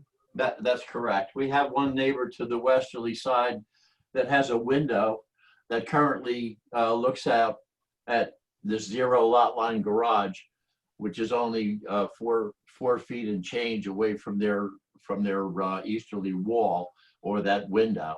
And by basically creating the courtyard effect to the rear and that open space, by dropping the garage and by not proposing a second floor addition, we're allowing more visual light and air for that neighbor to the west, and as well as the homeowners themselves and the southerly neighbor as well. Paul, I want to also ask you about the master bathroom. Is there currently a master bathroom in this house? There is not, no. And is there really an opportunity to design one in the house the way it exists today? Currently, there's not, no. No, not without adding to the second floor. Would you say, in your opinion, a modern home this size ought to have a master bedroom? We've been engaged to basically bring the house up to contemporary standards with home designs, especially. I mean, I know marketing and money is not necessarily criteria of the board, but we're trying to create a home that would be in keeping and can measure with the character and the quality and also the value of the surrounding neighborhood. Obviously, there's a beautiful view of the lake, and it's an ideal location. And the Fontanas, have had a long love of Belmar as longtime residents, and would like to basically have their family be able to enjoy this as a year-round home. And in order to do that, we needed to create some of the amenities that would be in keeping with that lifestyle. One of the other problems that I thought I heard during our conversations, and I want you to talk about it, is, for a family of, say, 4, how many places are there in the house for one to watch television? Well, we have one place to watch television right now, and that's a small living room. Mr. Fontana is fortunate enough to have 3 beautiful ladies who live with him. 4 daughters. 4 daughters. Pardon me. 4 daughters. And a wife. All right? And I need a little more room if I can get it. I'm gonna jump out the window. He uses the bathroom 1 hour on Tuesdays.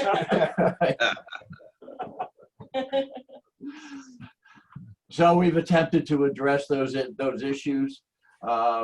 We feel as though we've developed an exterior character with wood shingle roof, with some of the appointments with stone and appointments like that, to be in keeping with Belmar and the character that we'd like to see created and continued in that area, certainly in that location.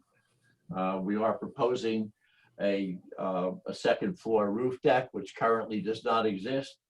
And we are proposing also, which has been mentioned in Mr. Bianchi's denial letter, that we have a 3rd floor balcony that cantilevers about 3.5 feet over the 2nd floor deck.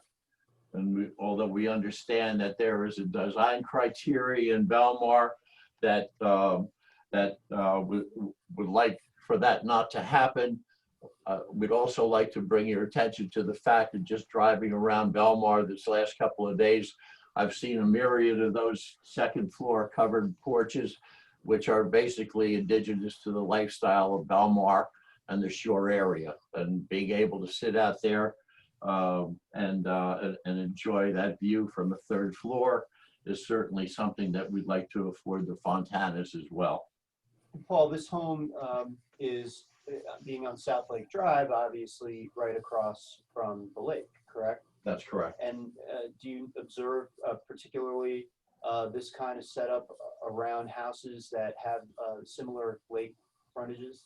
Yes, one merely needs to drive around that lake and you're basically impressed by the number of third floor balconies, by second floor covered porches, things like that that enjoy that outdoor area even in a light drizzle rain, and we'd like to be able to have that same opportunity. Another issue I wanted to address while I have the board up, and that is we are in a flood zone. We're in the A10 zone. Our finished first floor on the living level is 12.5. So we're well above the requirement for the bottom structural member to be above the base flood elevation. But we have an unusual situation, and that is that the surrounding grade, and we have an existing basement, by the way, which now our garage will be on the same level. And what we've done and what we've proposed is to create the driveway, which also is elevated. We have enough positive drainage from the garage to the street curb to allow for the any flood waters that might enter that basement level to emanate through flood vents in the garage and also in the basement to drain out in positive fashion out onto the driveway and out to the curb. We've located, I've indicated grade elevations, and I've taken the liberty to submit that proposal to Christine Bell of Leon Avakian's office, your FEMA administrator.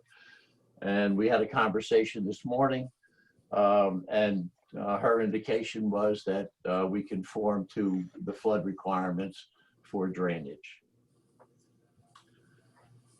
I'm basically going to offer myself comments or questions or anything like that that the board might have. I'm not going to be long-winded about this.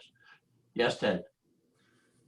Paul, the third floor, do you meet the definition of the half story?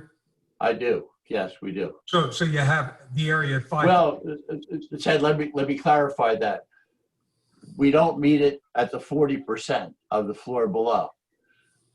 That's why we're asking. Or less. That's why we're asking. Right. The area at 5 feet or less has to be at least 40% of the floor below. Do you meet that? I'm well aware of that, but that's what I'm saying is that we are currently at 60% of the floor below, and I'm well aware of that 40%. You and I have had this conversation several times over during the year. Yeah, but that's why I pointed out that if we had added the 133 square feet to our second floor, then we would be within 40% of the floor below with the 5-foot requirement. Okay. So in other words, Ted. How about the roof? How about the roof line? It doesn't exceed the 3 foot above the attic floor? No, it does not. And that's okay. The benefit that we're able to construct this entire loft area within the confines of the hip roof. Okay. All right. Without elevating the plate height. Okay. Paul, is the basement going to get filled in? I'm sorry? Is the basement going to get filled in? No, sir. We are, that's the basis of our proposal is that if we elevate the floor of the basement by 2 inches, we have positive drainage from that basement. Oh, you do? Okay. Out into the driveway and all the way down to the curb. Okay, yeah, you don't have to then. Right, okay. That's it. Thanks. Some of the craziest situations work out to your benefit every once in a while, you know? Not too often. Well, Mr. Amelchenko and Mr. Asada, we'll hold all our questions till the end, whenever you're done with your testimony. Thank you. Okay, I've completed my presentation. Paul, can we quickly run through just the particular variances that we noticed for, and I can ask you about them Just so the board's aware, I did promise them that we were going to show improvement on the bulk conditions, so I want to show the board in each and every circumstance that we are improving the bulk conditions versus what exists. All right, I will run through them very quickly. Our lot size basically is pre-existing at 3,317 square feet, where 5,000 is required. We can't do much about that. Our front yard, it requires 20 feet. We are at 18.2, and we're going to remain at 18.2. Our rear yard is required at 35 feet. Obviously, we have 0 at one point. And then we have what we're proposing is 0, and then 5.3, and then 11.5 feet. And that creates a yard for this property? And that creates that rear patio or that rear yard for the Fontanas to enjoy a little light and air in the backyard. And how about for the neighbor to the west? Well, it certainly affords them more light and air and more visibility and something to look at than the side of a garage. And the neighbor to the south, I believe it is. The neighbor to the south also, where they have 2 impingements of 0 lot lines where the corners of the building butt up against the fence. And that basically is going to be improved by as much as 11 feet. And we were there together. It was difficult for a man to squeeze past there as it exists today. Correct, especially for emergency access, for EMTs, fire, anything like that. We know we've made an effort to improve that. The total side yards, 15 feet is required combined. We had 6 feet, and now we've increased that to 10. The building coverage, 30% is required. We are existing at 48%. We have decreased that by only 1%, 47% with all the construction and moving the building around. Lot coverage, 55%, 65% exists. We reduced this to 62%, but I'm going to suggest, and I don't have the calculations, but with the fact that we've changed the bituminous material to porous pavers, and for the rear patio area to porous pavers at 50%, I know that number is going to be reduced somewhere around 55%. The floor area ratio is 78% required. Existing is 48.29. We've increased that to 61%, but still well below. And the building height is at 35. Existing is 28. We're going to stick with 35. There were a couple other items that we noticed for, such as parking. Can you discuss that? Well, we have a similar situation as most of Belmar does. We have a long driveway, though. We have a long driveway, and we have a parking space within a garage, and that's the best we can offer. We know we can get 3 cars parking in there. It's basically the Fontana's family. So they're well prepared to leapfrog their cars when necessary and do whatever they have to do on the weekends. I'm sorry, how many parking spaces are required? 3. Okay, thank you. And Paul, how many cars could be parked behind the front yard setback?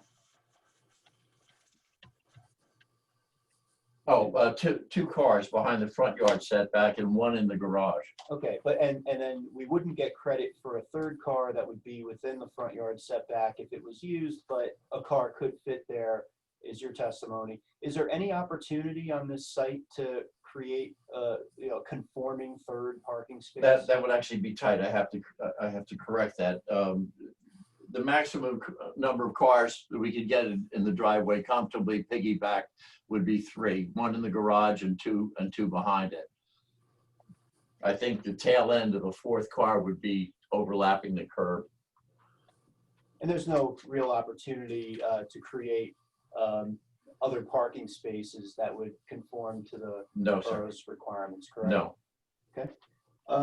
We talked about the balcony for a little bit, so we won't get into that. The last item of relief that I noticed for was air conditioning unit proposed within the side yard setback, but we were going on some misinformation there. Paul, can you discuss that? Yeah, I apologize, but we took an air conditioning condenser location off of a 2005 survey, which no longer exists. The current condenser is on the second floor roof of the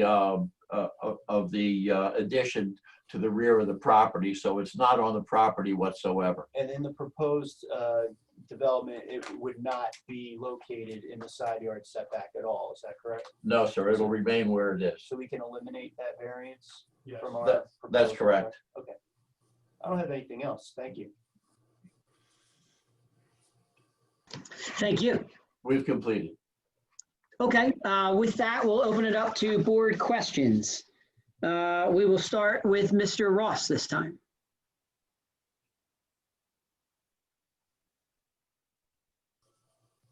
All right, sorry, just had to find the mute button there. So the driveway, I'm trying to visualize the driveway. Is it going to be pitched down then into the driveway from the street? Yes, sir. Okay, so the water is going to run down in there. So you have like some kind of like pump system or drainage or?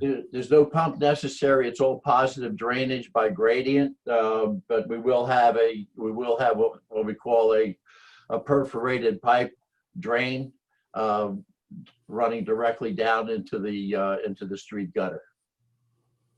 Okay. Yeah, I was just envisioning the water rolling down the driveway there. So, okay. That was pretty much my only comment I was trying to look at here on the plans. 35 feet, that's above grade or the base flood elevation? Because you said you were in the floodplain. That 35 on the... That's above the grade. Okay. We have 8-foot ceilings in the existing home in the two stories that we have. So we don't have a requirement or the ability to create a 9-foot ceiling. We're basically just constructing a third living level under the roof. Okay, but you meet the flood elevation requirements? Yes, sir. Yeah, okay. That's the only questions I had. Thanks. Thank you. Thank you, Mr. Ross. Mr. Capoli.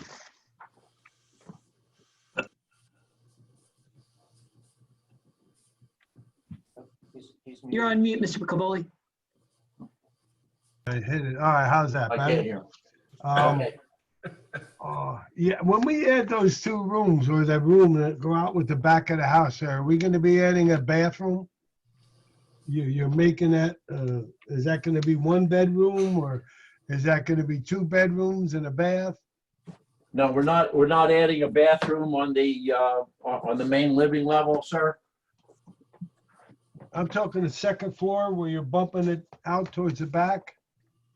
We're not proposing to add on the second floor. I was just illustrating that was something that we had anticipated initially, but we decided not to add on the second floor roof. Okay. Sump pump in the basement, are you going to have one? They have one already, sir. Okay. Where does it discharge to? There's a pipe that runs and it goes out to the front of the house. Did you hear that, sir? Yeah, and does it run across the sidewalk? Excuse me? Does it run across the sidewalk? No, it doesn't. It's well before, it comes out well before the sidewalk. Before the sidewalk, so the water could run across onto the sidewalk. Well, it comes out at the top of the bank currently. Yeah, and some it goes in the grass. Okay. We can redirect that though. Is there going to be any sort of a deck off the second floor? I couldn't see it on adjoining the 2 bedrooms. No, sir. Okay. Just in the front of the home. That's all I have, Mr. Chairman. Thank you. Thank you, Mr. Capoli. Mr. Grigg. I just want to clarify the parking. From what I can see of the print, it looks to me like there's parking in the garage and parking for 1 car. So that would be 2 cars. Is that what you're asking? And you need 3? No, I'm suggesting, or I'm basically stating that we can have 2 cars in the driveway beyond the front yard property line. Except that I believe any parking towards the street side of the front of the house doesn't count. It's only from the That's garage, the correct. front of the garage Anything- to the front of the house. That's the only spot that counts. That's correct. And you have room, you have 19 feet twice between the front of the garage and the front of the house? We have 18 feet twice. Not to the porch, to the front of the house. To the front of the house. I believe that's the rule. It is, it's from the structure to the rear of the property. Oh, okay. Not from the Well, porch. but my fault then, my fault. I was measuring actually to the property line.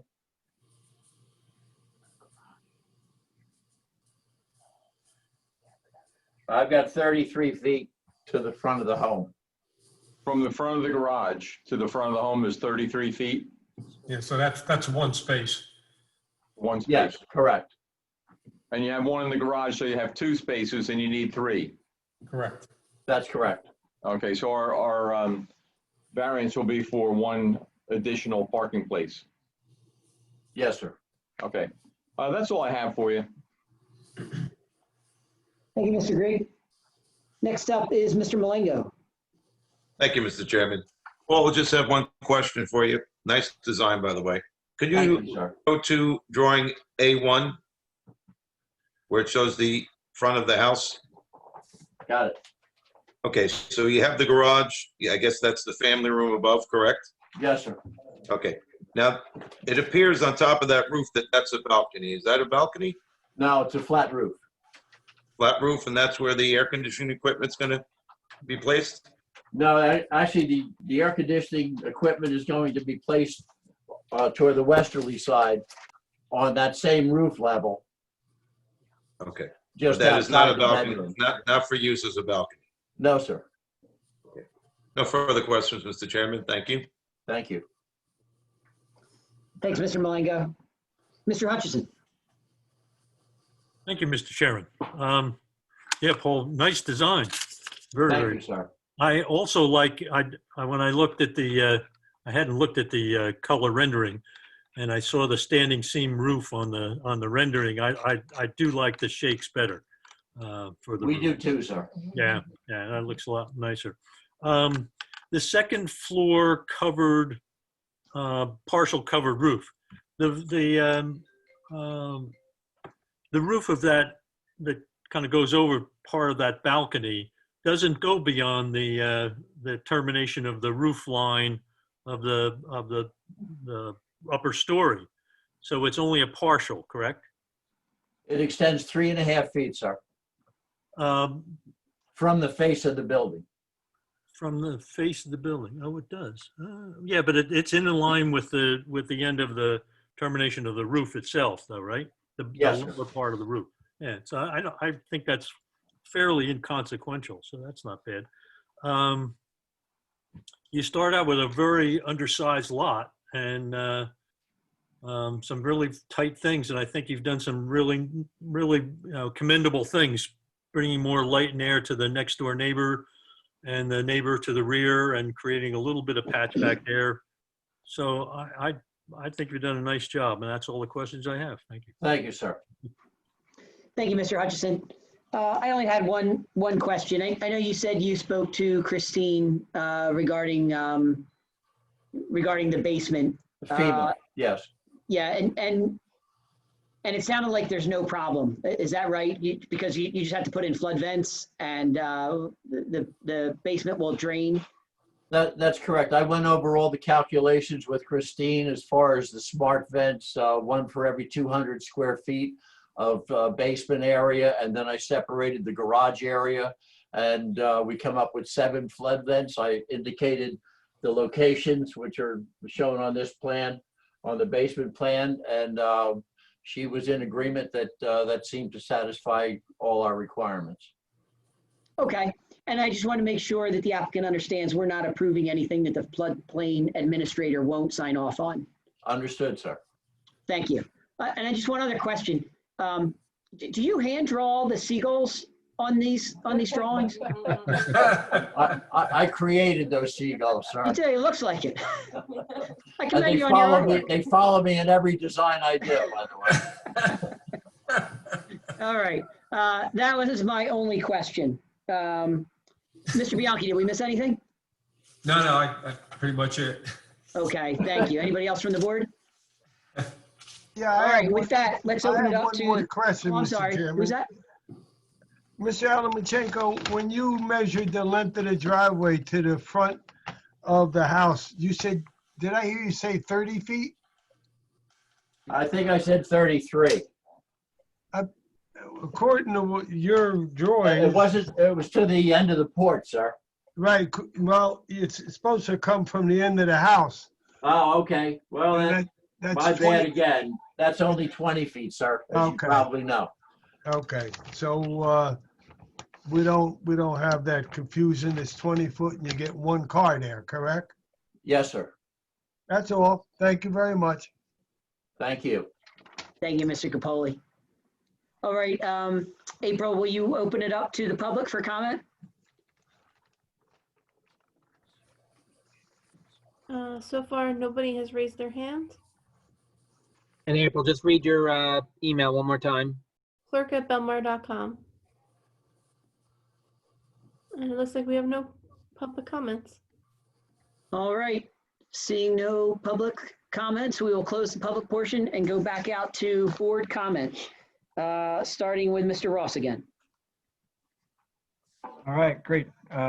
I really like the design, want to compliment the architect. Also, the homeowners, like the architect said, you could have built more on the first floor there. But I think it really looks nice the way the design is here now. And I think it fits well within the character of the neighborhood, and I'd be in favor of the application. Thank you, Mr. Ross. Mr. Capoli. Mr. Alamachenko, you did a very nice job putting this together on this little tight piece of property. It looks great. I wish you guys all the luck in the world, and I also in favor of the application. Thank you, sir. Thank you, Mr. Capoli. Mr. Grigg. I'm in favor of the application. It's a beautiful design. I kind of missed the old house there. I used to visit it in the 60s. But it's a good design, and I like it, and I'll be voting for it. Thank you, sir. Thank you. Mr. Malengo. Again, good job, Paul. I like the design. I think it fits within the neighborhood nicely, and congratulations to Fontana's. And I am for this application. Thank you, sir. Thank you. And Mr. Hutchison. Thank you, Mr. Chairman. I think putting the garage at the basement level was inspiring. It's a good inspiration. And I like the fact that you've mitigated a number of the pre-existing conditions, and I'm in favor of the application. Thank you, sir. Thank you, Mr. Hutchison. And I too am in favor of the application. I think it looks great. I appreciate the applicant not overbuilding on the second floor for the sake of trying to make a half-story definition. It seems like a bit of a creative solution to what the applicant wanted without overbuilding on this property. And I think it's great. As I said, I'm in favor of the application. With that, Mr. Kennedy, will you summarize, please? Sure. Let me just make one more quick thing. Okay.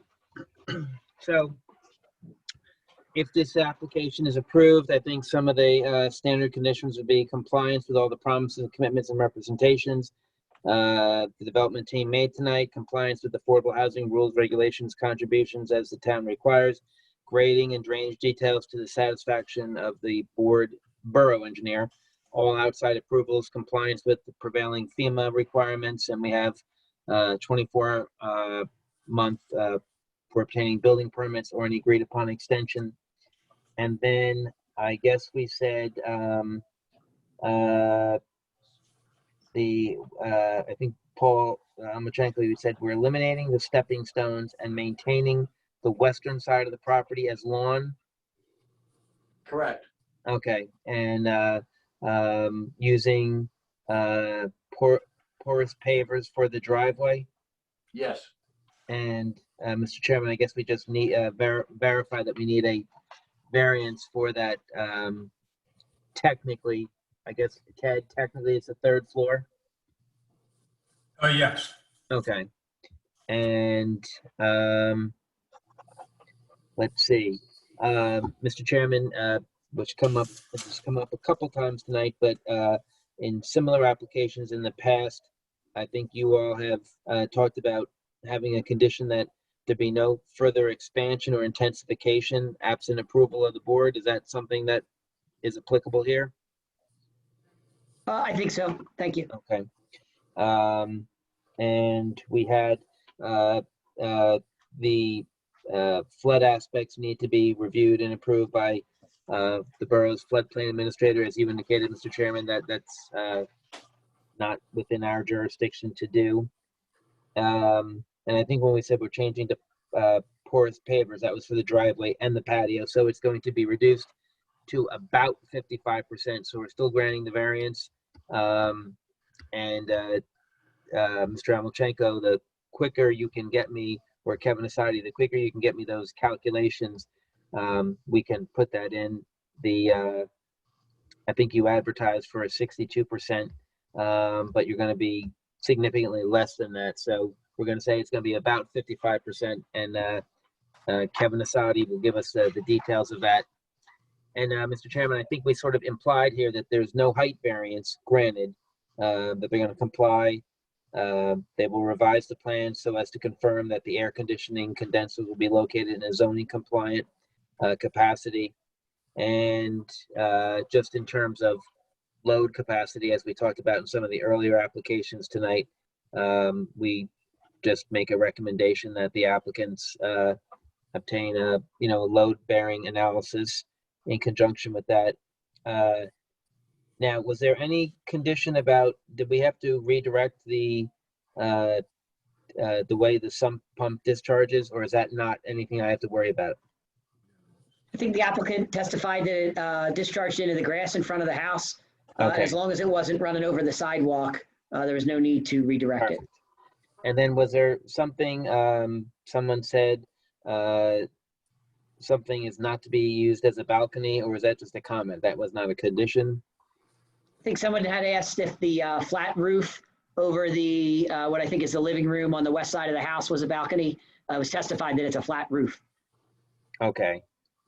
So we're just going to say not a balcony. So we'll just have that in testimony. Now, Mr. Copley, at the end, you had said something about 20 foot. Was there any condition that we had to do in there about the parking? I don't think so, right? I think what we resolved was that they had, they were required to have 3 parking spaces, and they had 2 full spaces. Is that correct, Mr.? All right. So, thank you. So, Mr. Chairman, that was it. If those are acceptable, Kevin Asadi, are you okay with those potential conditions of approval? Kevin, Kennedy, the only item that I'm a little nervous having worded the way you put it is on the driveway. And I think, the comment from Paul was that he thinks he believed it would bring it down to about 55%. But if we put that in there in the resolution, I'd be a little uncomfortable. We did apply for 62. That will be reduced, is our testimony, okay, when we add the material for the driveway and take that into account. But I don't want to put 55 because I don't know if that was actually calculated or if it was just an estimate. Okay. And Kevin, I can get you the calculations next week. Sure, that's fine. So Exact calculations. We know it's not going to be more than 62%. So because that's why don't you just get me that? And Mr. Chairman, we won't put that in as a condition per se, but we won't adopt the resolution until we know that number. Will do. Thank you, Mr. And I think that's totally fine and fair. So Kevin Asadi, with that, you're okay? Yes. Okay. Okay. So, Mr. Chairman, more importantly than what Mr. Asadi or I think, are those acceptable to the board members? Anybody have any objections?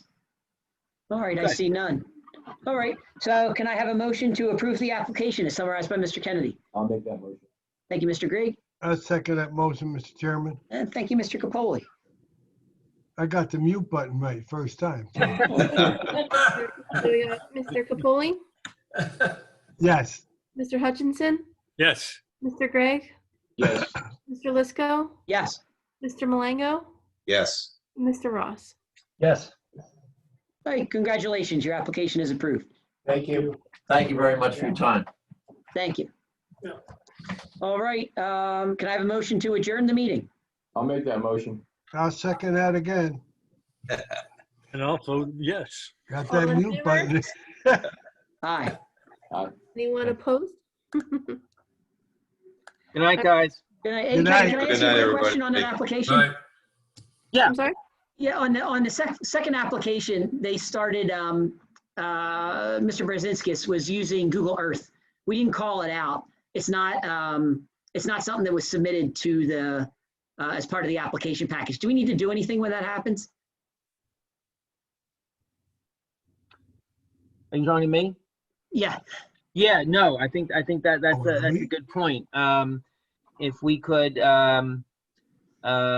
April and I will reach out to the applicants and just sort of have an extra request that they have things that can be distributed to the board members, just so that the board members can see it and we can have it online, so to speak. So yeah, that's a good request, that we can have things better accessible to us. I mean, what's your concern mostly?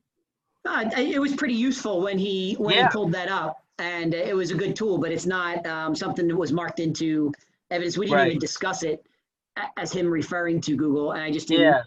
No, Procedurally, I that's didn't a know if we good needed point. to do I something. really should refer to that and enter it into the evidence and have him give it to us in some way. In fact, April, you can call Mr. Shipers and ask if they can get it, just so we have it, because we should have it. That's a good point. Yeah, That was I it. thought Mr. Grasso, I guess we're talking about Mr. Grasso's application, is that? Yeah, Yeah. I the think second that was one, yeah, it was the excellent. Casey application. I think it was excellent the way he did it, and, you know, especially Yeah. nowadays, everybody could see it, and the people at home could see it, and I Right. think it was great. And I think the key would be if he could, because I think it was very helpful, if we could have officially mark it into the record as evidence and officially have it in case there's ever an appeal or any litigation. I want the judge to be able to see that as well, and that should be part of our record. So I think, Mr. Chairman, your point is a good point, that we just need to, get that in evidence and see if he can give it to us in a different format too. Okay. Agreed. Kevin, I had a question too. I thought I saw an email go around about potential. Are we going to do a closed session next meeting on litigation or something? If the circumstances so allow, I would, we have some litigation matters that I'd like to discuss. So April, if the schedule allows, and I think we don't need a whole lot of time, although I defer to April as to the mechanics and logistics of how we do that. Yeah, that was my question. I didn't know if we would do that before or after, how that would Yeah, work. I think April, in the past, what have you done? You've said the borough council just go off and go on a different Zoom account? Yes. All right. So we're gonna have to, I'll be flying blind on that, so I'm gonna have to, we'll have April. It's good when we're gonna say, have April figure it out. But yeah, so we're gonna have to, so it might be something as simple as we do a separate Zoom account where April controls who is in the room and who can listen, and then we all have to maybe log off and log back on and go into this Zoom format. Yeah, okay, thanks. All right. Thanks, everybody. Have a good night. Have a good night. Have a good night, everybody. You too. Bye-bye. Bye-bye.